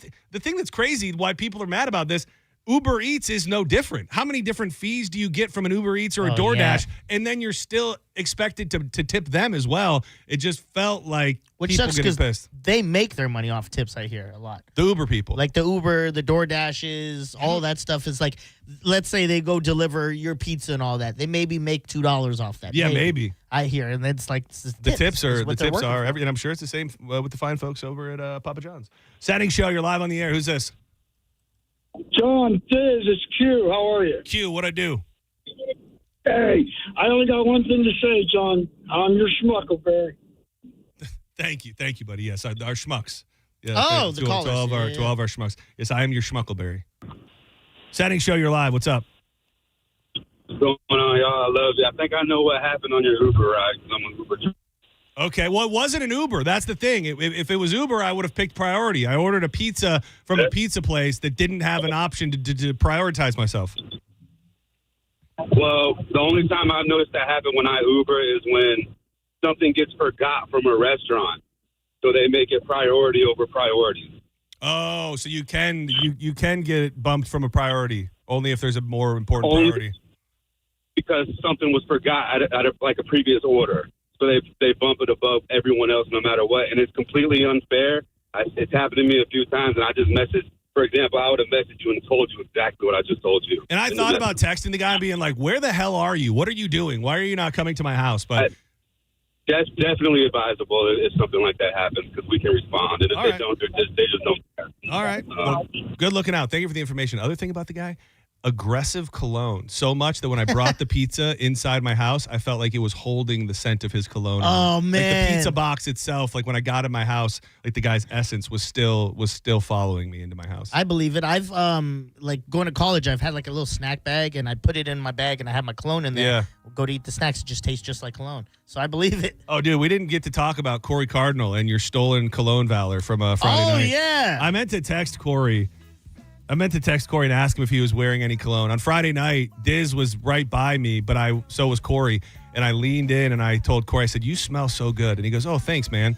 And then I realized about 10 minutes later, it was actually Dizzy that smelled good. Yeah, thank you. So, Corey, I don't know if you knew that it wasn't really you, but you need to fess up, dude. Yeah, stolen valor. Maybe he was just sauced up and he didn't realize it. It was pretty early in the night. I don't think the sauciness had hit anybody quite yet. Okay, I would agree with that because there was a certain time where I looked over and I was like, yo, I think I turned to his girl and I was like, yo, well, maybe I shouldn't have said that. And I was like, yo, your boy is sauced up. Dude, I love it. Corey's out there living his life. Yeah. My man is he's entering a new era. He's jacked. He's handsome. He's swinging a big stick, and he's feeling himself. Good for him. Shoot those clubs up, Corey. I wanted to at least touch on this, but I don't know what it is. I'm a big iced tea guy. I love iced tea. I make iced tea at the house. I thought you meant the rapper. No, I was like, no. who likes iced tea? The beverage. The beverage. I usually make a pitcher of iced tea on Sundays. Yeah. And this caught my eye. Liquid Death releasing a new iced tea. Pop-Tart Carnage. It is strawberry Pop-Tart flavored iced tea. It sounds like an energy drink type flavor. I'm trying to figure out if it is. It says, I guess it's just caffeine, which tea has in it anyways. Are we thinking that Liquid Death is getting too out there now with their things? It's fine to have like 2-3 different things, but they have like 10 flavors. They are. They're entering a new realm. Like they used to have water, and then I think they had sparkling water, and then it was like, okay, we're gonna do sparkling water with lime, and then we'll do one other flavor. Now there's an entire. They do have the Dr. Death, which is like kind of Dr. Pepper flavored, which is pretty nice as well. Dr. Death. Dr. Death. If I may say sounds so. pretty good. But Liquid Death, strawberry flavored Pop-Tarts Carnage, Liquid Death. I'm here for it. Don't go anywhere. When we come back, we're going to dig into John's joints. We'll be joined by Drew Garabo. Lots to get to. We probably didn't touch on the real biggest story nationwide. We hit the USF double murder, which we'll touch on again. But man, over the weekend, somebody was hoping to take another shot at Donnie, and there's a lot of crazy details that go into this story. We'll touch on that and a bunch more. Coming up next in John's Joints. Hawkins Home Service Co. If you're a homeowner, it can be stressful when you know you got to find a company to come out and work on the AC, somebody to look at the electrical. You got a problem with the toilet, I got to find a plumbing company. Oh, I need somebody to make sure my pool is in working order. Well, when you go with Hawkins, they really do handle it all. I've used them for a bunch of different stuff. They came out just a couple weeks ago, got my AC working in a pinch. They got that Pent Air pool pump for me, which has my pool working like a charm, and I get to control it right from my phone. They've got technicians that have gotten rigorous background checks, and you can trust them in your home. It's your first time using them, and you listen to The Bone. Make sure you let them know. That's 10% off right there, and you can even book online. Check them out, HawkinsServiceCO.com. Motivation, C comes round and C goes down on me. And I make you smile like a drug for you. Do ever what you want to do, coming over you. Keep on smiling what we go through. One stop to the rhythm that defines you. And I speak to you like the coast to the first. You're listening to Senning Show on 102.5 The Bone. Stingray Chevrolet presents Calta Cruise 20. It's the 20th anniversary. And that means we're making this cruise 20 times better than anything you've ever done before in your life. Results subject to personal interpretation. Calta Cruise 20 departs from Tampa on April 1st, 2027 for a 4-night cruise on the Royal Caribbean Jewel of the Seas, heading to Cozumel. On Calta Cruise 20, we'll have a comedy show from Mike's number one best friend, comedian Robert Kelly, a live concert from the Mike Calta Show band Pitbull Toddler, and more surprises to be announced. Cabin start at only $770. You can put your deposit down now with Diane from Accent on Travel by emailing caltacruise@gmail.com. Do it now, and you'll get an early booking bonus. Book by May 15th, and you'll get a $50 onboard credit. For more information, go to theboneonline.com. Calta Cruise 20, presented by Stingray Chevrolet, Tampa Bay's big store on I-4, and 102.5 The Bone. What's your case worth? Injury.com by Morgan & Morgan. Is your financial advisor managing your risk or just a spreadsheet? Hi, I'm Jeff Jr., founder of Trajan Wealth. Many financial advisors rely on target date funds, which are one-size-fits-all portfolios that don't know your name, your family, or your goals. And that passive management can leave you dangerously exposed. At Trajan, we look at the whole picture, not just the stocks everyone else buys, but the private market opportunities most advisors ignore. And as fiduciaries, we build a strategy around you, coordinating your investments, tax strategy, and estate into one cohesive plan. Your financial life deserves more than just a generic portfolio. Real planning isn't a stack of statements. It's the confidence of knowing where your income will come from for the next 30 years. Good enough isn't good enough for your family. It's time for a change. Schedule your complimentary consultation today. Call Trajan today at 813-212-0500. That's 813-212-0500. Advisory services through Trajan Wealth, LLC, an SEC registered investment advisor. Private equity investments require accreditation. Other services through Trajan Estate and Trajan Tax. Additional disclosures at TrajanWealth.com. Tag in the ultimate refreshment with Seagram's Escape Spiked and WWE. Bringing the heat at 10% ABV and knockout flavors like Slammin' Me Happy, Pineapple Powerhouse, and Slammin' Blueberry. Seagram's Escape Spiked. Choose your flavor. Feel the power. Step into the ring. Seagram's Escape Spiked. Pick up some today at your local convenience store.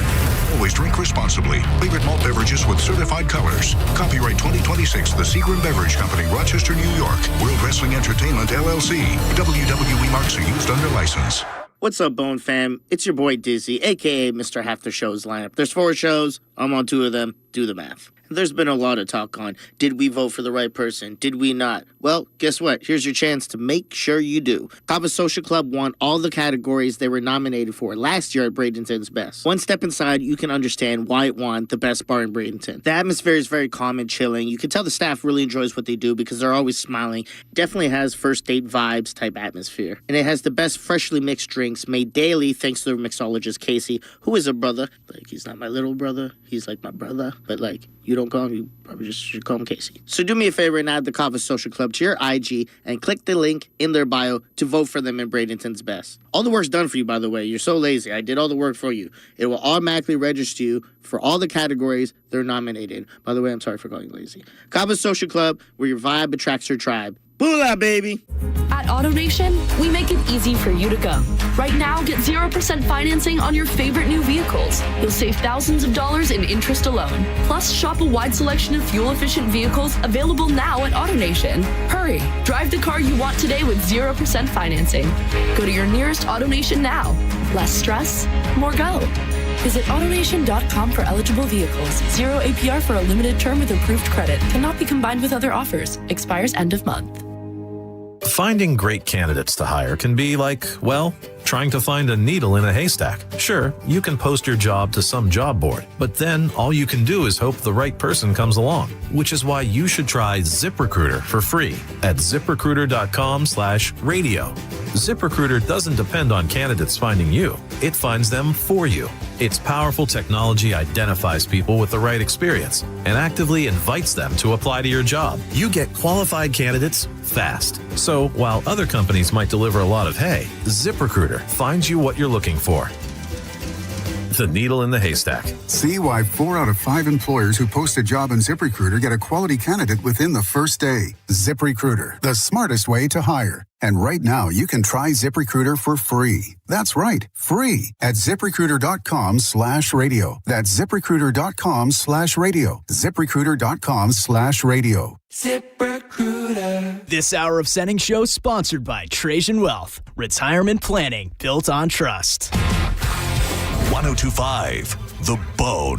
Real Raw Radio. WHPT, Sarasota, Tampa, St. Pete. Live from the WeatherTight Windows studio. And now, back to Senning Show. It's time for John's Choice with your host, John Senning.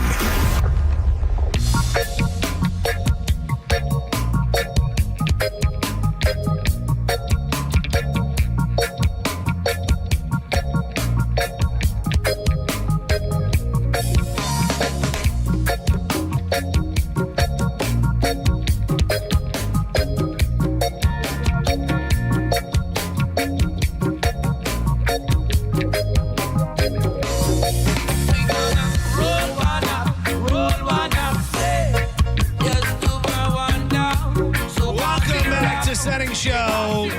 You about made it through your Monday. It's that time of the day. John's Joints. Every afternoon at 3 o'clock, we roll up the news of the day. Some good, some bad, some funny, some light, with some nuggets of life rolled in. I'm John Senning. He is Dizzy. And we are joined at 3 o'clock by the man who has helped us burn down these joints for many, many years, the one and only Drew R. Garabo. Hi, guys. What up? Everything's great, man. Happy Monday. By the way, I've had this question in my mind all day, and I haven't said it out loud yet. Yeah. Are schools off today? It feels like it, right? Yeah, I just noticed that my neighbors who are teachers were home, and when I was down by the school by my house, there was nobody there, but I don't know what today is. Oh, it's like a planning day. Probably. Maybe. Oh, yeah, because I walked a group into Busch Gardens. They had some kids, so they must have, and it was kind of busy there. So yes, that's probably what it is. Well, yeah. Congratulations to all you kids out there. Yeah, your Rugrats. Have the day off. You heard our friend Angelo from Got the Life. Porn. According to Angelo, we were not bumped. We were not bumped off the off the lineup, but you know, don't believe it. Yeah. Oh no, he was honest about his hair. That is true. If you're going to be honest about your, what did he say? That was their only 5th or 6th time ever playing together. They were good. They were really, really good, and that's a great. This is a great format for an event, because I was sitting there watching during Limp Bizkit specifically, and so many people deeply into it from like a value night out perspective. A lot of those people got their tickets for free for a night out in downtown St. Pete to have bands that are the closest thing to the real thing for such a price. It's always a great time. Thanks to our friends at Elysian Space Dust IPA who made it all possible. So if you were designing the next one, we've now done like new metal. We've done grunge. I'd go. This is a preference type thing. Personal I'd go in like more of call it like a hillbilly bash or like a white trash bash, and go with like a little bit of like southern rock edge, maybe like a Kid Rock, like a Kid Rock, and like a. Trying to think who would be like the newest southern rock band of our existence. You could also go old school, like you could do a ZZ Top tribute or something like that, but something with a little country grit edge where you could position it as something like that. Yeah, Post Malone. Something I don't know. Is there a Post Malone tribute band? Probably not yet. I have to take it to the lab, but something along that line. Even full blown. I know you hate this, but everybody hates. You both hate this. Even full-blown country would be interesting to me. I would not enjoy it from a personal taste, but I think people would enjoy it. I bet you there's some big, I wonder who the big, I know there's a Zach Brown one out there. I know there's a Kenny Chesney one out there. I don't know. Morgan Walmart? Yeah, Morgan Walmart. That would be fun. I don't know what his tie-in is if he's Morgan Walmart. Like, I don't know what about him makes him Morgan Walmart. Maybe he's just a super bootleg version of Morgan Wallen, and that makes him Morgan Walmart. Love that. You're onto something. Thank you. You're absolutely onto something. Yeah. John's Joints brought to you by marijuanadoctor.com. You need to get your medical marijuana card if you have not yet. Truly, what are you waiting on? Got all these great dispensaries across the state of Florida. When I leave here today, I'm headed right to Jungle Boys. That's one of my favorite stops. They've got incredible flower, and you'll find once you get your card where you like to get your different things. I like to go to Curaleaf for my edibles. I like to go to Sunburn for my pre-rolls. I like to get my vape cartridges over here. Whatever it may be, it's all out there. You just need to get legit. Book your appointment today, marijuanadoctor.com, and use that code BONE30, which will give you $30 off the initial certification. You're not going to find those savings anywhere else. You'll be certified same day. Check it out, dispensaries, using your first-time patient discount. So do it now, would you? marijuanadoctor.com. Use code BONE30. I know you're going to probably talk about it at the beginning of your show, but you made the trip to Orlando for the playoff game, eh? Yes, the game itself was amazing. That's so cool. Were you on the floor, or were you like right before the floor? So they have courtside seats, and we were the first row behind That's courtside. awesome, dude. It was so amazing. And you took your nephew? I did, and he had been to a Magic game, but never a playoff game, and never in the club.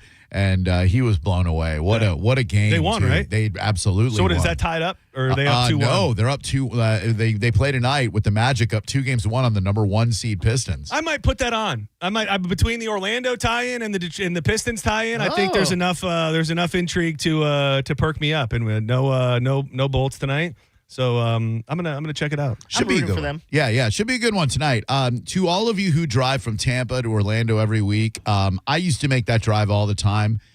It took almost 3 hours to get from my house to just outside downtown Orlando. It's getting worse, is it not? It is. I don't know. It must just be people moving here, but even I do it sporadically because it traumatizes me. Like you get in those modes where you're just sitting and there doesn't seem to be a reason why you're sitting.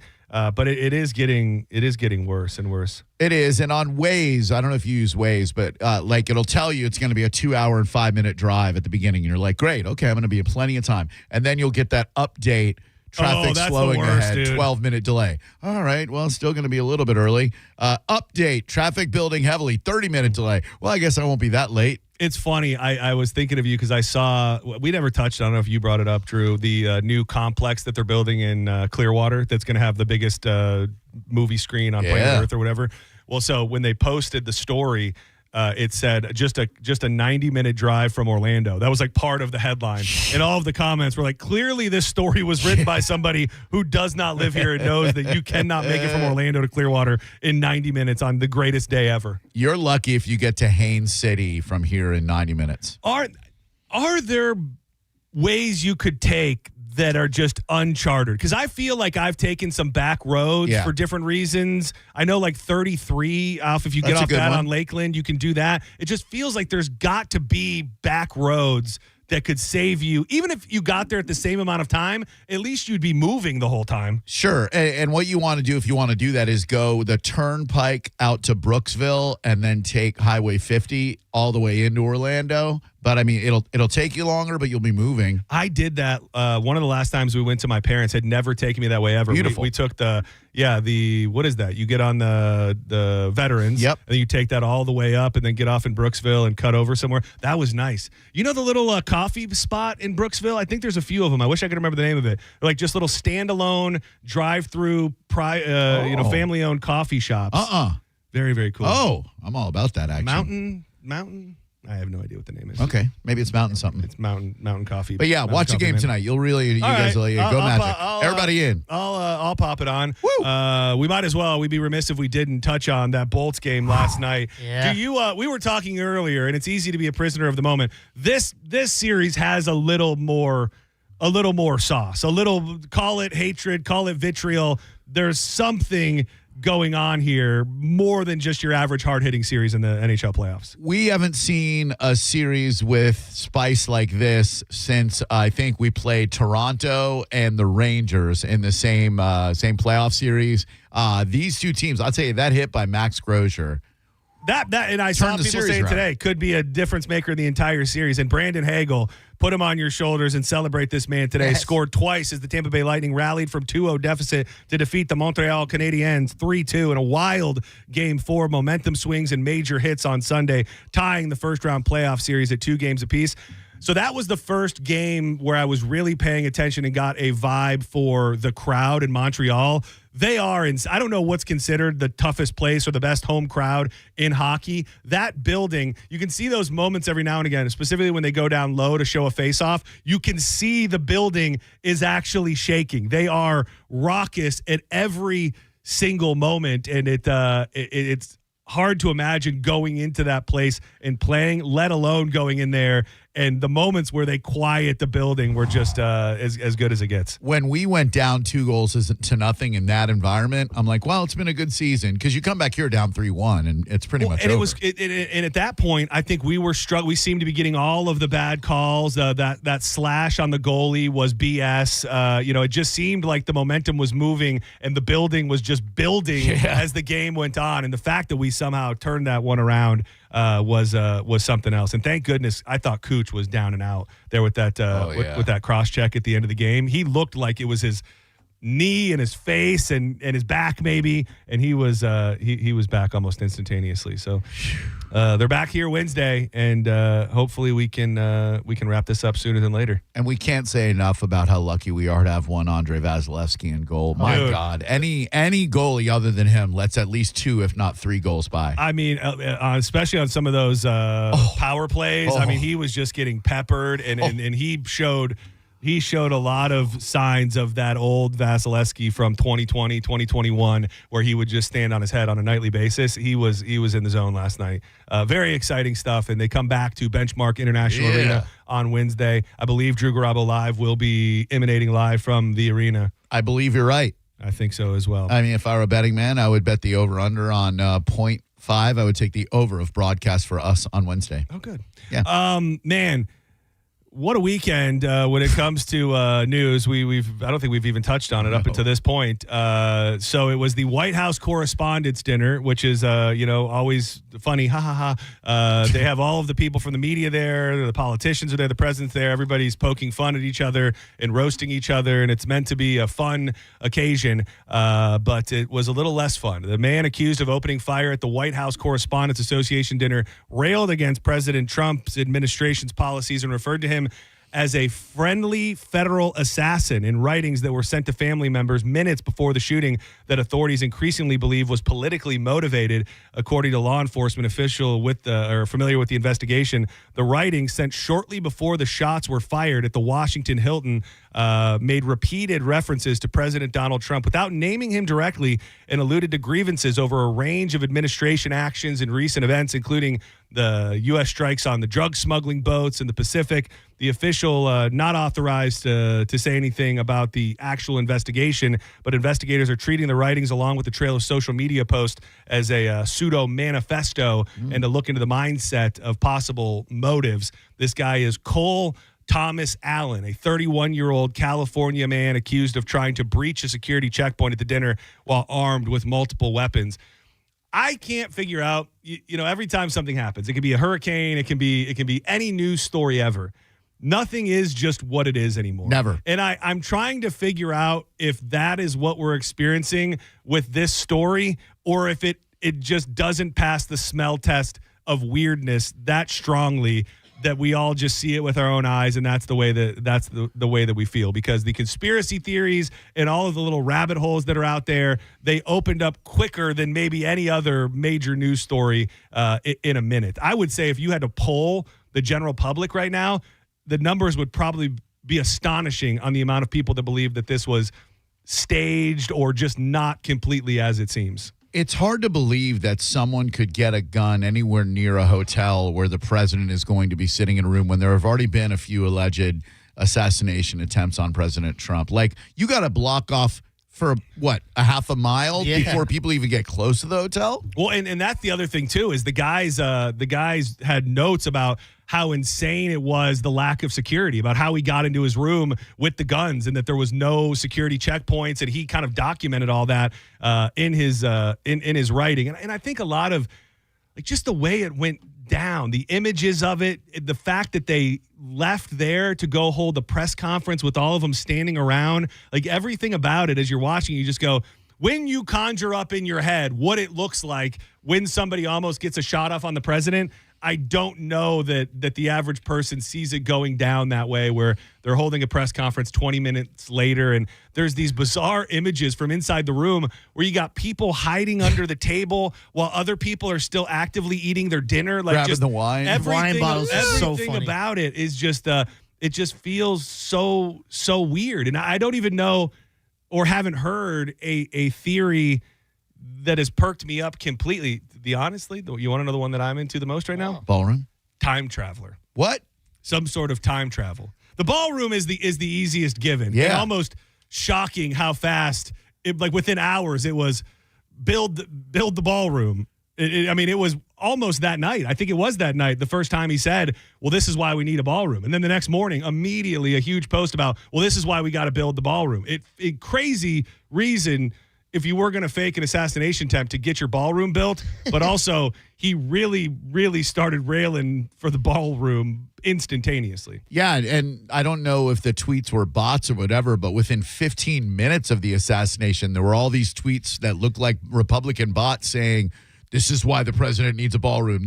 And it's like, what's really going on here? Yeah, we went from build that wall to build that ballroom. Have you been following at all the bizarre X account with the guy's name on it? All I know is that somebody like a couple of years ago tweeted that name. So it's even more insane than that. So a social media account that several years ago posted the name of the man. So there's this guy that's connected to Henry Martinez. It's an account connected to Henry Martinez, who was a guy that was actively working at NASA at the time, where this Cole Allen guy for a short period of time was a intern. So there was some crossover with their employment there. But this account just posted December of 2023, just the words Cole Allen on December 22nd of that year. And that was the only post that the account ever made. And the header of the account is, I forget what they called the type of art that it is, but it's this weird artwork where it looks like just all of these colors. But what it really is a digitized photo of when Trump got almost shot in Butler.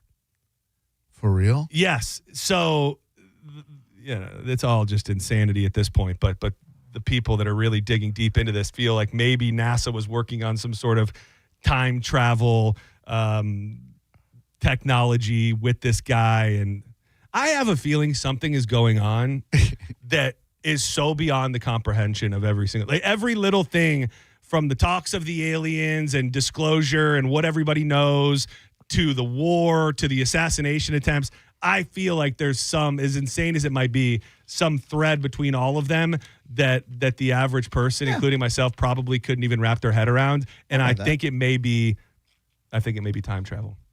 Did they identify the body parts that were pulled from? No, they did not. I do have that momentarily, but I don't think they did that yet. And I would say the icing on the cake of this wild situation with the potential shooting was Donald Trump then going on 60 Minutes and getting chippy wouldn't quite do it, I don't think, because he gave it to 60 Minutes pretty damn good. Here's the clip. The so-called manifesto is a stunning thing to read, Mr. President. He appears to reference a motive in it. He writes this, quote, administration officials, they are targets. And he also wrote this: I'm no longer willing to permit a pedophile, rapist, and traitor to coat my hands with his crimes. What's your reaction to that? Well, I was waiting for you to read that because I knew you would, because you're horrible people, horrible people. Yeah, he did write that. I'm not a rapist. I didn't rape anybody. Rapist.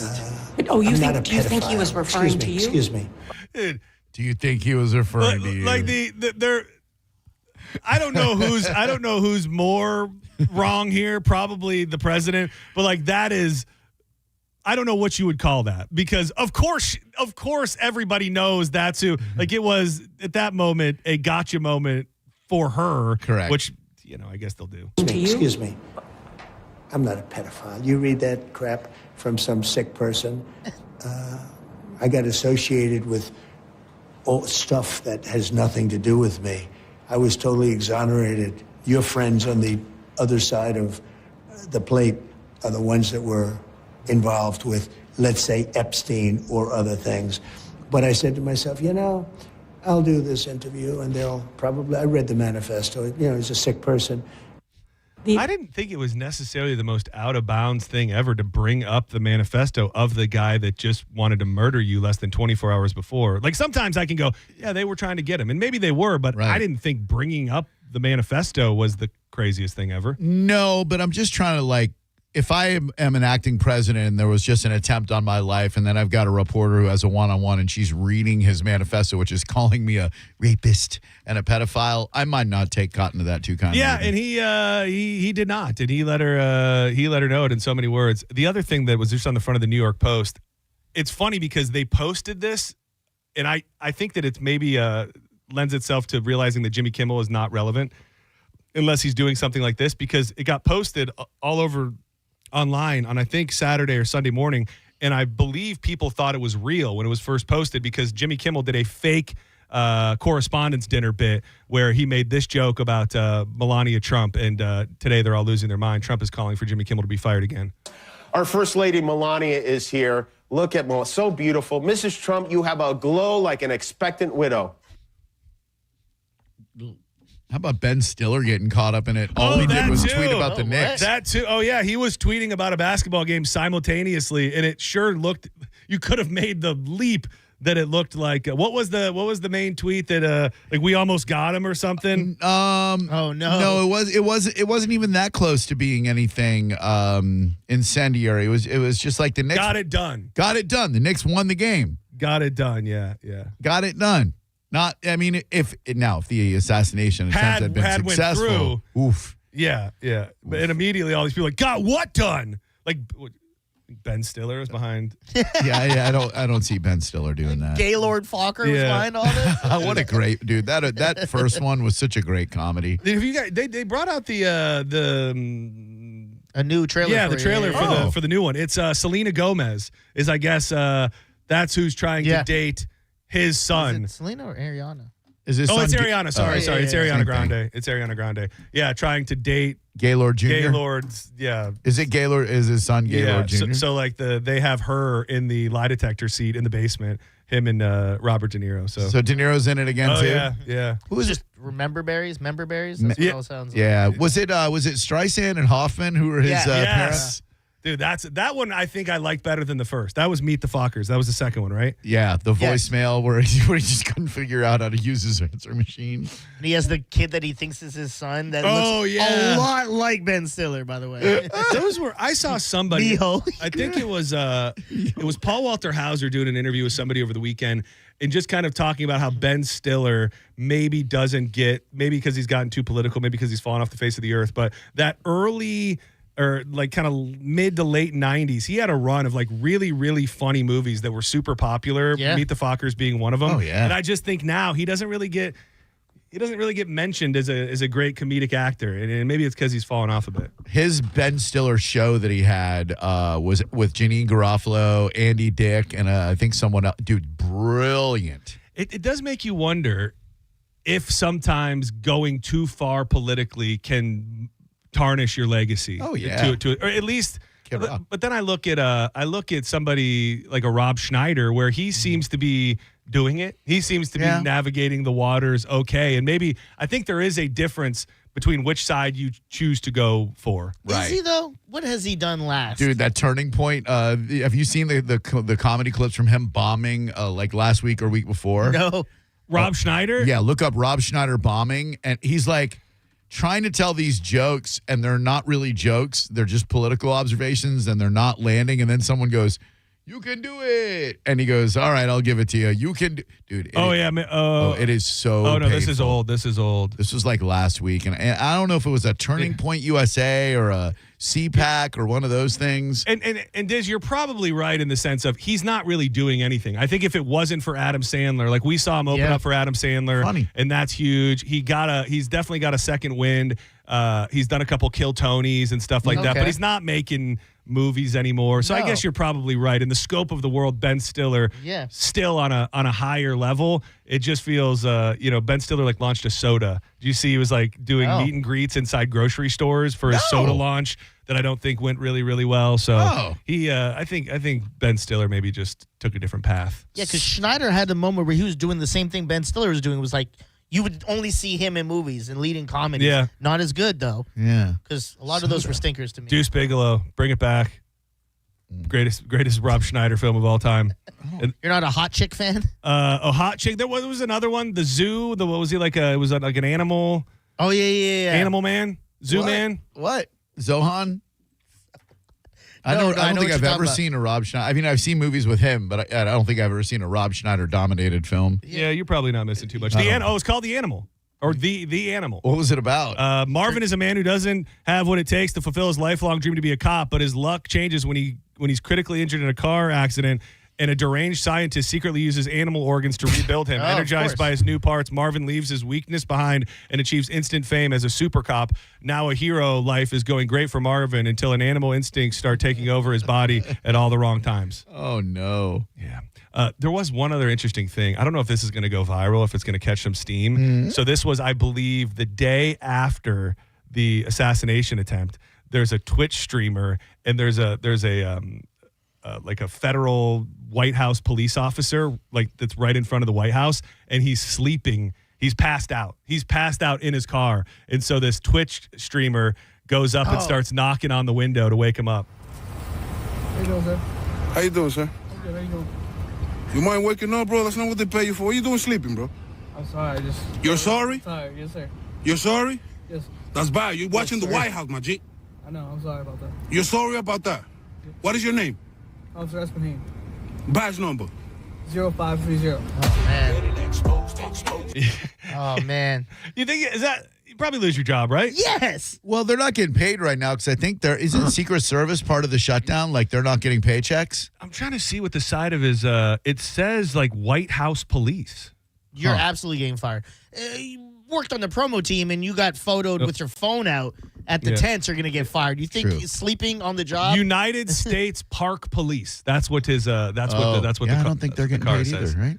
Who knows? But this dude was snoozed out. Not the. I'm sorry. That's the thing too. I would have not rolled my window down. I would have just been like, all right, I would have moved my car. I would have not woken up and apologized and then given my name and my badge number. I don't know his other options, but I would have. I would have been out of there. I would have shot him.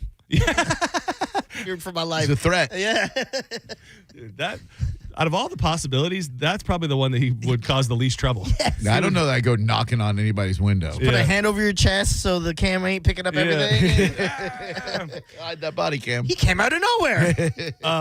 When we come back, we'll touch on the USF students and the latest developments. But I was on the run where my Instagram For You page was full of the slingshot ride, where a lot of the girls' tops start popping. That is not what happened on this slingshot ride. The terrifying video shows the moment a slingshot ride snapped midair at a popular Spanish fair, injuring 4 riders, including 2 kids. The distressing ordeal unfolded when a cable on the steel Max Bungee style ride suddenly broke. I can't believe this doesn't happen more often. When you see things like this happen, because this thing rockets you up into the air, and when it comes down, just half of the cable breaks, and it's a miracle these people are even alive. Footage circulating on social media captured the capsule being flung 300 feet into the air just moments before the cable broke away. The cage then plummets towards the ground before crashing into the ride's steel structure. Distraught onlookers could be heard screaming as the chaos unfolded. And this looks like it was built. That feels like the kind of ride that you need to have that is permanently there. Yes. Like out of all the things that you can come into town and build, that is the slingshot ride should be something that is connected to the ground and does not move. Dude, all that stuff they have at Icon Park in Orlando they've got that slingshot there, the one that the kid fell and died. I mean, no thank you. Yeah, well, that one, they took that one down, right? Yes, they did, and they put a statue of the kid. 220. Is that a joke? Well, the parents wanted that to happen. I don't know if they put the statue up yet, but I'm almost They wanted it as tall as the ride was. That was part of the stipulation. 300-foot tall. Yeah, terrifying statue as you're driving to Orlando. By the way, something fun that you might like to watch, maybe. Mm-hmm. Drew, maybe. I don't know, Diz, if you'd want to watch it. No. Dude, it's brand new. It's on Netflix. David Attenborough, Watch a Gorilla. It is so freaking insanely good, and it will just blow your mind. It is some of the most in-depth, up-close documentation of guerrilla troops ever done before. And so David Attenborough, it starts with this footage from like the 70s of him going there, meeting this troop, and then going back modern day. Yeah, they remember him. It is but it is so fascinating. Like watching these creatures and seeing the human nature to everything that they do. It is so, I don't know what it makes me feel, but it's like I think no gorilla should ever be kept in captivity. Like you watch something like this and you go, these are our people. These are one step away from being us, and they're so social and they're so emotional in the way that they treat each other. They also kill each other too. Yeah, but it's gonna happen. So do we. Yeah. Really, so like us. Really good. David Attenborough, deep in the woods. Did you listen to the Rogan with Action Bronson yet? No, I saw a screenshot. I didn't know if that was new. It is. It's good. They talk a lot about like Cro-Magnon man and Neanderthal man and all that stuff. Any Sasquatch? No, unfortunately, no Sasquatch stuff. But I got into this. Not a debate, but Danielle, my wife, did not know where I was coming from. I'm sitting there and watching, and I go, watching this, like I don't know how anybody could think that it's not possible that a Sasquatch exists. And she was like, I don't see the connection. Like the hybrid between to one me, of those gorillas and us. I see. That's what it is. All it would have to be is the link between them and us. Yeah. And a little bit bigger. Yeah. But smart, like us. Right. Watch it. It's on Netflix. By the way, thank you for letting me hang out with Brody on. Oh my God, you saw Brody. Oh, dude, that was so great. What you a really what a moment. I wasn't just saying this to pop the crowd. Brody has not been that excited to see somebody in a minute. It was pretty crazy, actually. My mom, special. and I don't know if she's listening, and I don't want to break her heart.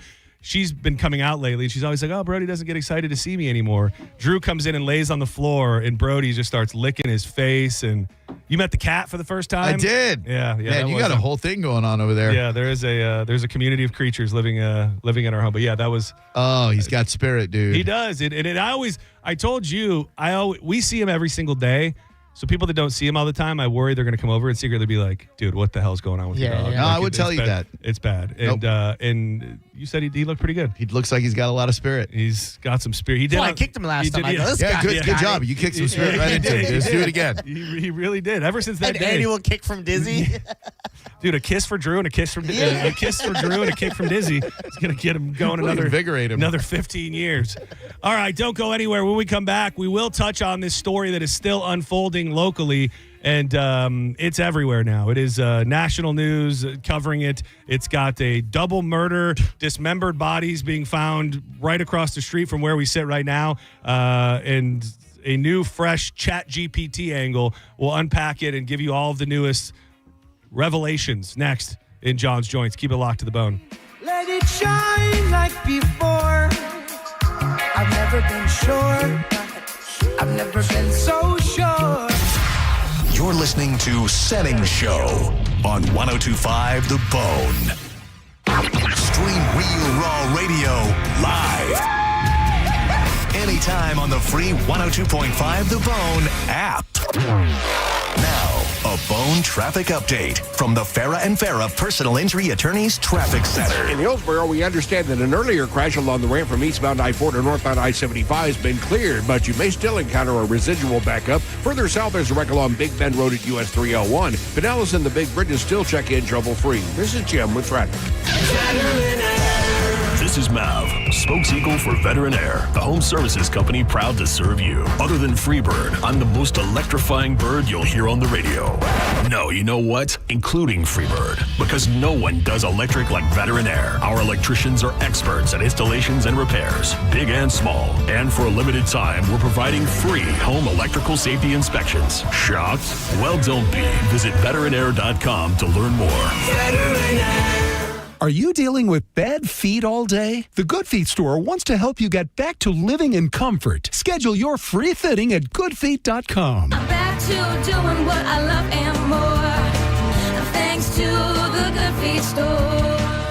Hey, it's Mike Calta here to tell you about my friends at Stingray Chevrolet in Plant City. During the Stingray Difference Sales event, they're making room for summer inventory with one-time pricing below market value. Plus, the Stingray Difference means you can trade up for less. They're paying top dollar while values are high. Keep the cash or use it to trade up and save even more. But don't wait. The best will sell fast. Visit StingrayChevrolet.com. Together, let's drive. Stingray Chevrolet. Relax, enjoy the difference. Meet Naomi. She worries a lot about balance. Balancing her time between vet school and working at the vet clinic, balancing her social life when she has time for it, and of course, balancing her finances. So she banks with Mid-Florida, a local credit union who employs local Floridians, just like you, to help keep her budget on track and on balance. And those financial worries, looks like they've fallen off the scale completely. Mid-Florida, your life, your money, your credit union. Mid-Florida Credit Union, insured by NCUA.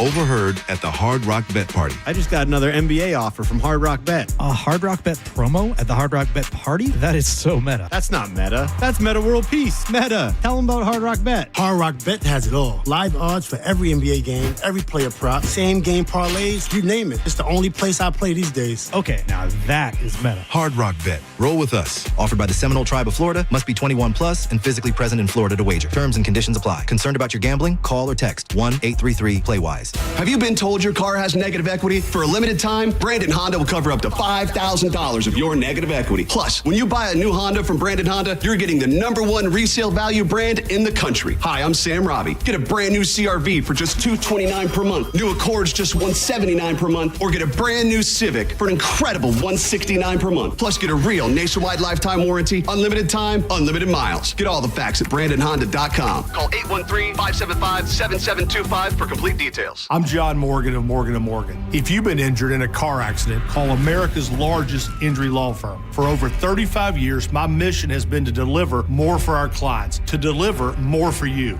Injured? Visit forthepeople.com for an office near you. Hello? Hey, sis. Got a sec? Yeah, what's up? Take a look at the picture I just sent you.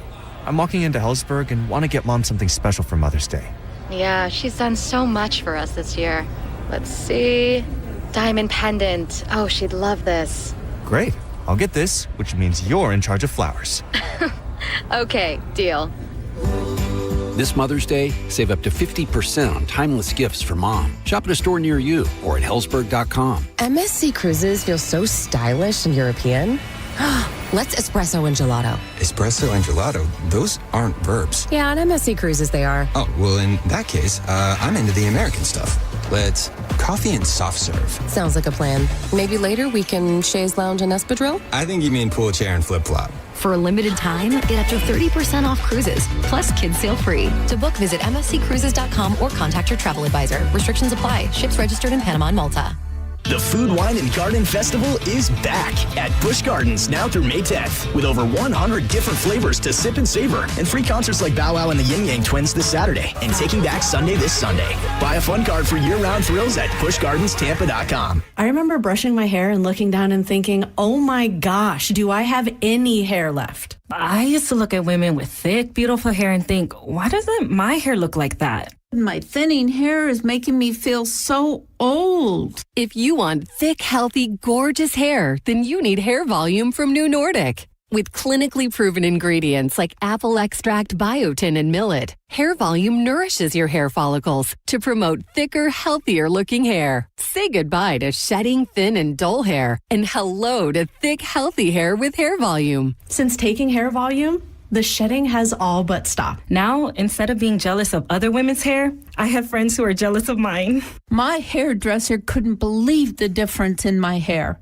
Now she's using Hair Volume too. Available as a tablet or delicious gummy, Hair Volume is available online at Amazon and NewNordicUSA.com or find Hair Volume in the hair care aisle at your local CVS. Got a burned out light switch or broken outlet or breakers that keep flipping? Just call for a Bolt electrician online at boltelectric.com.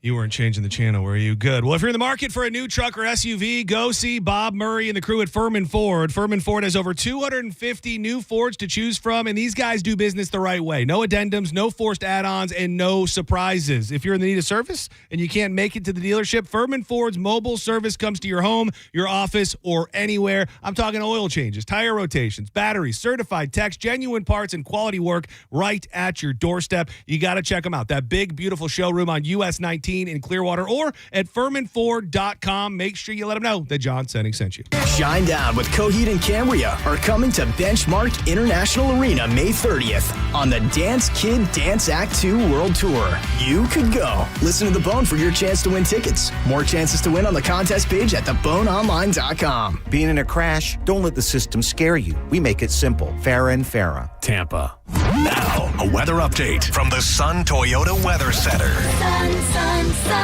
Toyota.com. Meteorologist Jim Weber to Sky Tower Weather Center. Cold front's working its way through. It's not going to do a whole lot. We'll see scattered clouds. It'll be a mild night for tonight. Low temperature down to 68. Then as we head into Tuesday, mostly sunny. It's warm. A hint less humid. Daytime highs, though, they're still up there, right around 89 as we head through the afternoon. Now, back to Real Raw Radio. Sponsored by Anajar and Levine, accident attorneys. Call 1-800-747-FREE. That's 1-800-747-3733.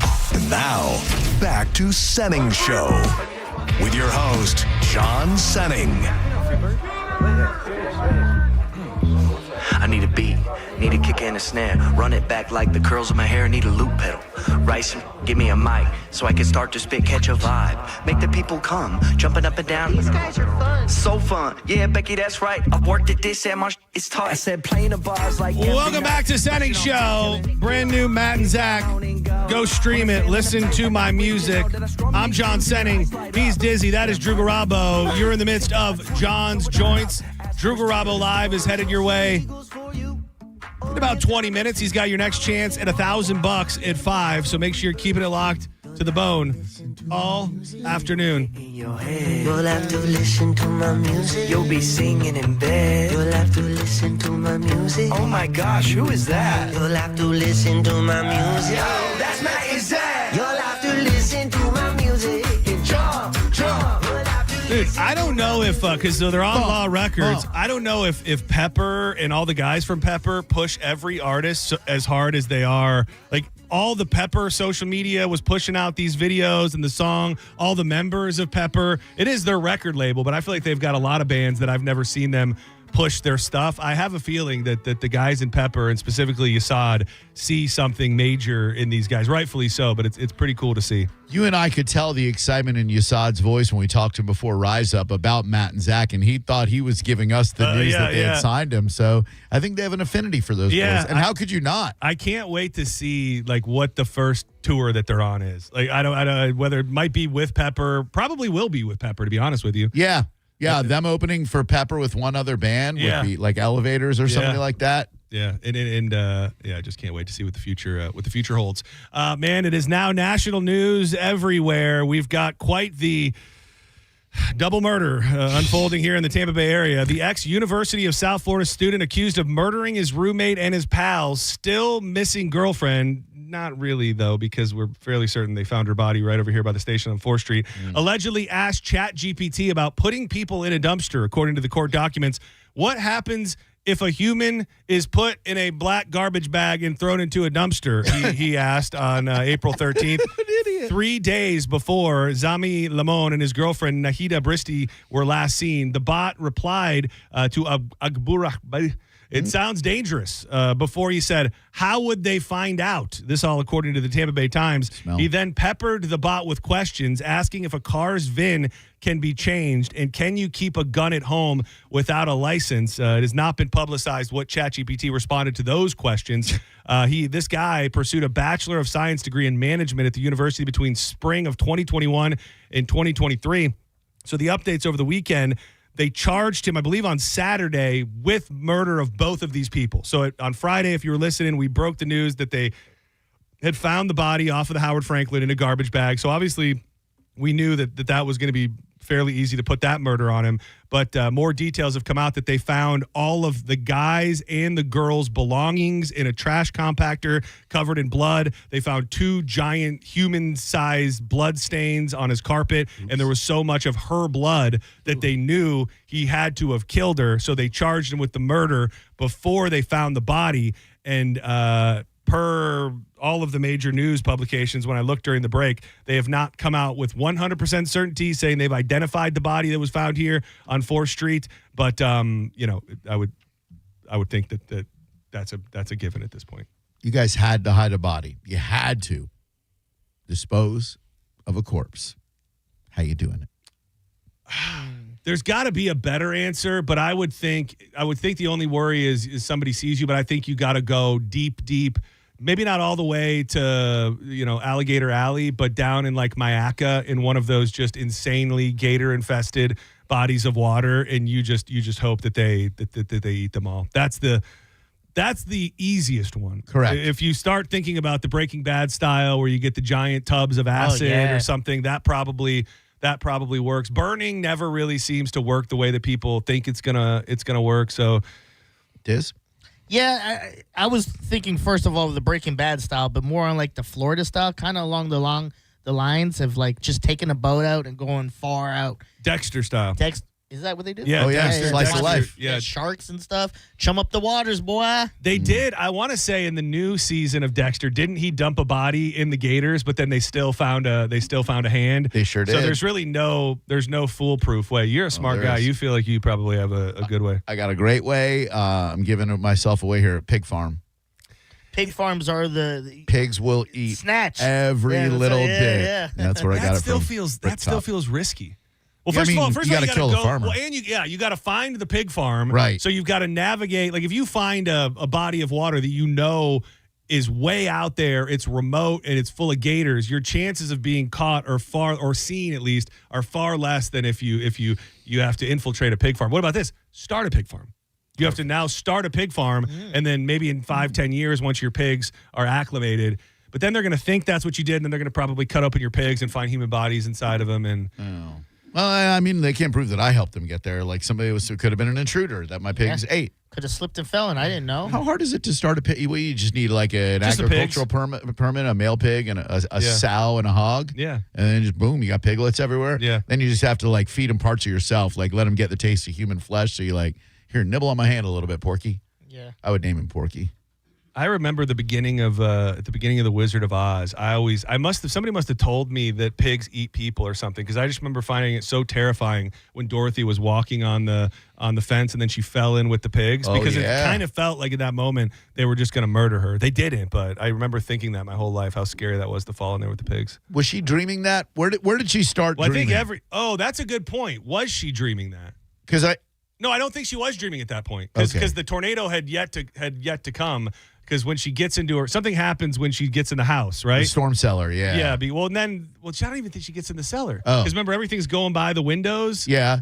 I don't know. I hated them. And you hated Wizard of Oz? Yeah, I hated Wizard of Oz. Was it the Flying Monkeys? I was more of a Wiz fan. Yeah. Oh, he's on down the road. He's on down. Oh, yeah. Yeah. Dude, who hates Wizard of Oz? I just didn't like the music. It was when I first saw it was black and white versions. Yeah, man. Well, it starts black and white. Yeah, but then it gets in color, bro. There's not a black and white version. The movie starts in black and white, and then when they get to Oz, it turns to color. I don't even remember that. Oh, man, that's right when the dark side of the moon goes into it. Dude. Come on. That's what you need to do. You need to get yourself a nice little mushroom chocolate bar, put on Dark Side of the Moon. What do? It's the third Lion's Roar? I think it's the second Lion's Roar. When the MGM logo appears, the lion roars twice, I think, and he goes, roar. And then as soon as he roars the second time, roar, you press play on Dark Side of the Moon by Pink Floyd, and it matches up almost perfectly. It's so crazy. Like some of the stuff. Some of the stuff early on in the movie, you're looking at it and you're like, well, they worked on this together. There's no way. Yeah. Like I remember the part that really got me was I think it's the Scarecrow is acting all crazy and he like jumps down and starts running around, and that's when it goes into the lunatic is on the grass. And it's just on the grass. Yeah, nailed it. All of these different moments feel like they line up perfectly. I mean, that sounds a lot more interesting. Will get me into it because like Alice in Wonderland, the same thing has been told, like things to watch with that when you're tripping. Was there like an original Alice in Wonderland movie? I don't think so. What do you mean? I didn't know there was a cartoon. Oh, it was a cartoon. I'm late for a very important You date. never seen that? I don't know that I have either. It was at that oh damn, I gotta look it up because there's like a song that goes with one of the videos. The White Rabbit, Follow the White Rabbit, is that a thing? The Jefferson Airplane, White Rabbit. One pill makes you larger. Yeah, something like that. That does make a. That's a weird story. That Alice in Wonderland. That's the one that always, as a kid, I'm like, this is tripped out. Well, it's because they were all in acid and coke back then. I think you writing might movies. be right. The good old days. The good old days, That's as we what they like were. to. And now we got Moana. Ugh. Hell. Really did go soft. Do not go anywhere. Drew Garabo Live is coming your way, so you better bend over and be ready to take it. Oh, my. Respectfully and with consent. Diz, thank you very much for everything. Yes, sir. Drew Garabo, appreciate you, buddy.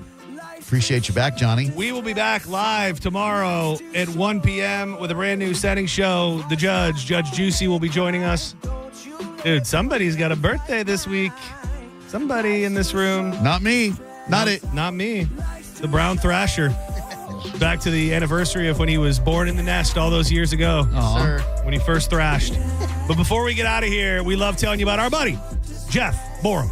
you're like me, you read a lot of news stories about the housing market, and depending on which one you believe, it could be a great buyer's market, could be a great seller's market. Regardless, you need a guy like Jeff Borum going to bat for you every step of the way. The great thing about Jeff Borum and Team Borum, powered by eXp Realty, is they take those instances that maybe feel a little stressful. Sadly, maybe you got a divorce. You got to sell a house and buy 2 houses. Maybe you got a job offer across the state or across town and you need to move in a very specific window. Those are the situations that motivate Jeff and his team to take out all the stress and make the process as easy as humanly possible. Jeff is from the area. He knows it like the back of his hand. And like Drew alluded to, that's what you need in this market here in the Tampa Bay area. So make the call today to Team Borum, powered by eXp Realty. Jeff's the guy you can trust. He'll buy your home. He'll sell your home. He'll even rent your home. And there's no risk. He'll let you out of the contract at any time. Google Jeff Borum and you could be packing tonight. That is BORHAM for Team Borum, powered by eXp Realty.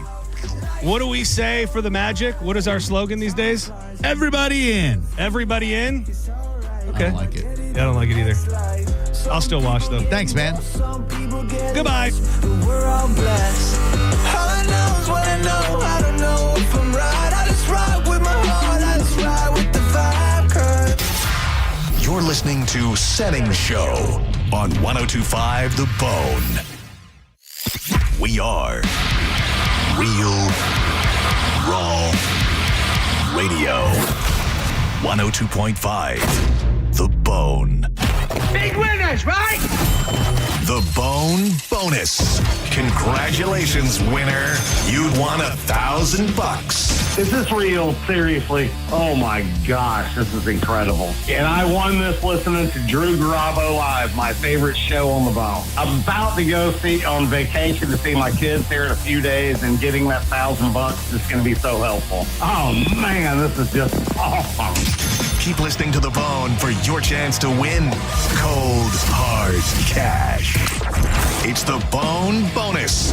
Sponsored by Farrah & Farrah, Tampa's accident attorneys. FarrahandFarrah.com. The Bone Bonus is back. 102.5 The Bone. Real, raw radio.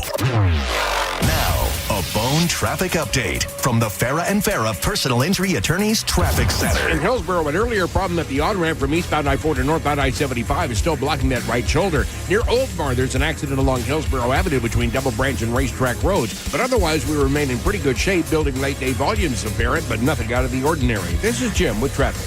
A man hit on his way to work filed a $10,000 claim. Denied. After 5 surgeries, Farrah & Farrah fought for him and won a $2.2 million verdict. Let him cook, Tampa. Mortgage rates have dropped, and the best news is they're expected to go down even more. Hi, I'm Mark Stefanski, Chairman and CEO of Third Federal. If you've been thinking about buying a new home, now is the time. And with Third Federal's Buy Now, Refi Later program, you don't have to wait for rates to drop again. You get the guaranteed lowest rate now, and if rates drop later, even after you close, you can refinance to a lower rate for free. That's right, for free. And now with Third Federal's early rate lock, you can lock in the guaranteed lowest rate even before you find a house. So you'll always have the best rate. So don't wait. Call Third Federal today and lock in the guaranteed lowest rate. Right now at Third Federal, lock in 5.99%, APR 6.02% on a 30-year fixed-rate purchase mortgage and refinance later if rates go down for free. Visit thirdfederal.com or call 1-800-3RD-FED today. APR reflects 15% down for $350,000 loan amount. Rate requires automatic payment program and is subject to change. Restrictions apply. See conditions for buy now, refi later. Lowest rate guarantee and early rate lock at thirdfederal.com. Equal housing lender. At AutoNation, we make it easy for you to go. Right now, get 0% financing on your favorite new vehicles. You'll save thousands of dollars in interest alone. Plus, shop a wide selection of fuel-efficient vehicles available now at AutoNation. Hurry, drive the car you want today with 0% financing. Go to your nearest AutoNation now. Less stress, more go. Visit AutoNation.com for eligible vehicles. 0 APR for a limited term with approved credit. Cannot be combined with other offers. Expires end of month. Mike Calta here for Shark Coast Tactical. This one's for the real ones. This Saturday, May 2nd, it's Kimber Day with special guest Trijicon. Check out the new Kimber 2011 and see how to set it up right with Trijicon pistol optics built to run on that platform. Reps will be on site, hands-on walkthroughs, and the best way to dial in your 2011 for speed, accuracy, and performance. If you're serious about your setup, this is your day. They'll have giveaways, special pricing, and a crew that knows their stuff. The shop is open, slinging freedom from 10 to 6 daily, or shop 24/7 at sharkcoasttactical.com and tell them Mike Calta sent you. Tampa, it's almost here. America's smartest car wash is about to arrive. Aquasonic is opening just south of Temple Terrace, just 10 minutes from USF. And we're kicking off our grand opening in a big way. From May 8th through May 25th, enjoy unlimited car washes every single day, completely free. We're talking epic giveaways, surprises, and a wash experience built to outperform anything you've seen before. Open daily from 7 to 9. Drive in dirty, leave legendary. Aquasonic Car Wash, for the love of the road. Men, if you're suffering from erectile dysfunction or PE, you're not alone. Most importantly, you don't have to live with it. Prestige Men's Medical Center restores men's sex lives in just one visit. Their painless breakthrough treatments eliminate ED and PE, even when Viagra and Cialis don't work. Here's Dr. Simovitz, specialist in men's health. Prestige Men's Medical Center's painless breakthrough treatments eliminate ED and PE, regardless of age or medical history. 98% of patients see instant results right in the office. Men are now lasting longer than they ever imagined. And the best part, at Prestige Men's Medical Center, your consultation and first treatment are free. Qualified patients even get their testosterone checked free. Call 813-499-2888. 813-499-2888. Take control of your sex life. Don't wait. Call now. 813-499-2888. This is the story of the one. As a procurement manager for a hospital system, she keeps every facility in her network stocked and ready. That's why she counts on Grainger to be her single source for thousands of products, from disinfectants to lighting, air filters, and more. And with fast, dependable delivery, Grainger helps her keep every facility stocked, safe, and running smoothly. Call 1-800-GRAINGER, click Grainger.com, or just stop by. Grainger, for the ones who get it done. A multi-billion-dollar settlement is paying claims for up to 21 years. If you were exposed to weed killers at work or at home, your rights are affected. If you or your family has or had non-Hodgkin lymphoma, you could receive $6,000 to $165,000 or more. This settlement impacts you even if you're not sick, because this blood cancer can take 10 to 15 years to appear. If you stay in the settlement, you give up your right to sue. Learn more at weedkillerclass.com or call 888-403-8201. Paid for by the Roundup Settlement. Need parts fast? Need them now? O'Reilly is fast. Just one part that makes O'Reilly Auto Parts stand apart. Right now at your local O'Reilly Auto Parts, you can get one free set of brake pads when you buy 2 qualifying brake rotors. Ask the professional parts people about additional brake pad and rotor upgrade options available at O'Reilly Auto Parts. Restrictions apply. See store for details. O'Reilly Auto Parts. For nearly 2,000 severely injured veterans, everyday life has become filled with barriers. So we build specially adapted homes at Homes for Our Troops. And thanks to our donors and supporters, this life-changing gift of freedom is provided mortgage-free to these veterans. But we need you to join us, too, in completing this important mission. Please visit hfotusa.org and help build homes and rebuild lives. When you're hiring, have you ever felt like you're missing out on meeting truly great candidates for your roles? It seems impossible to find them, but they have to be out there somewhere, right?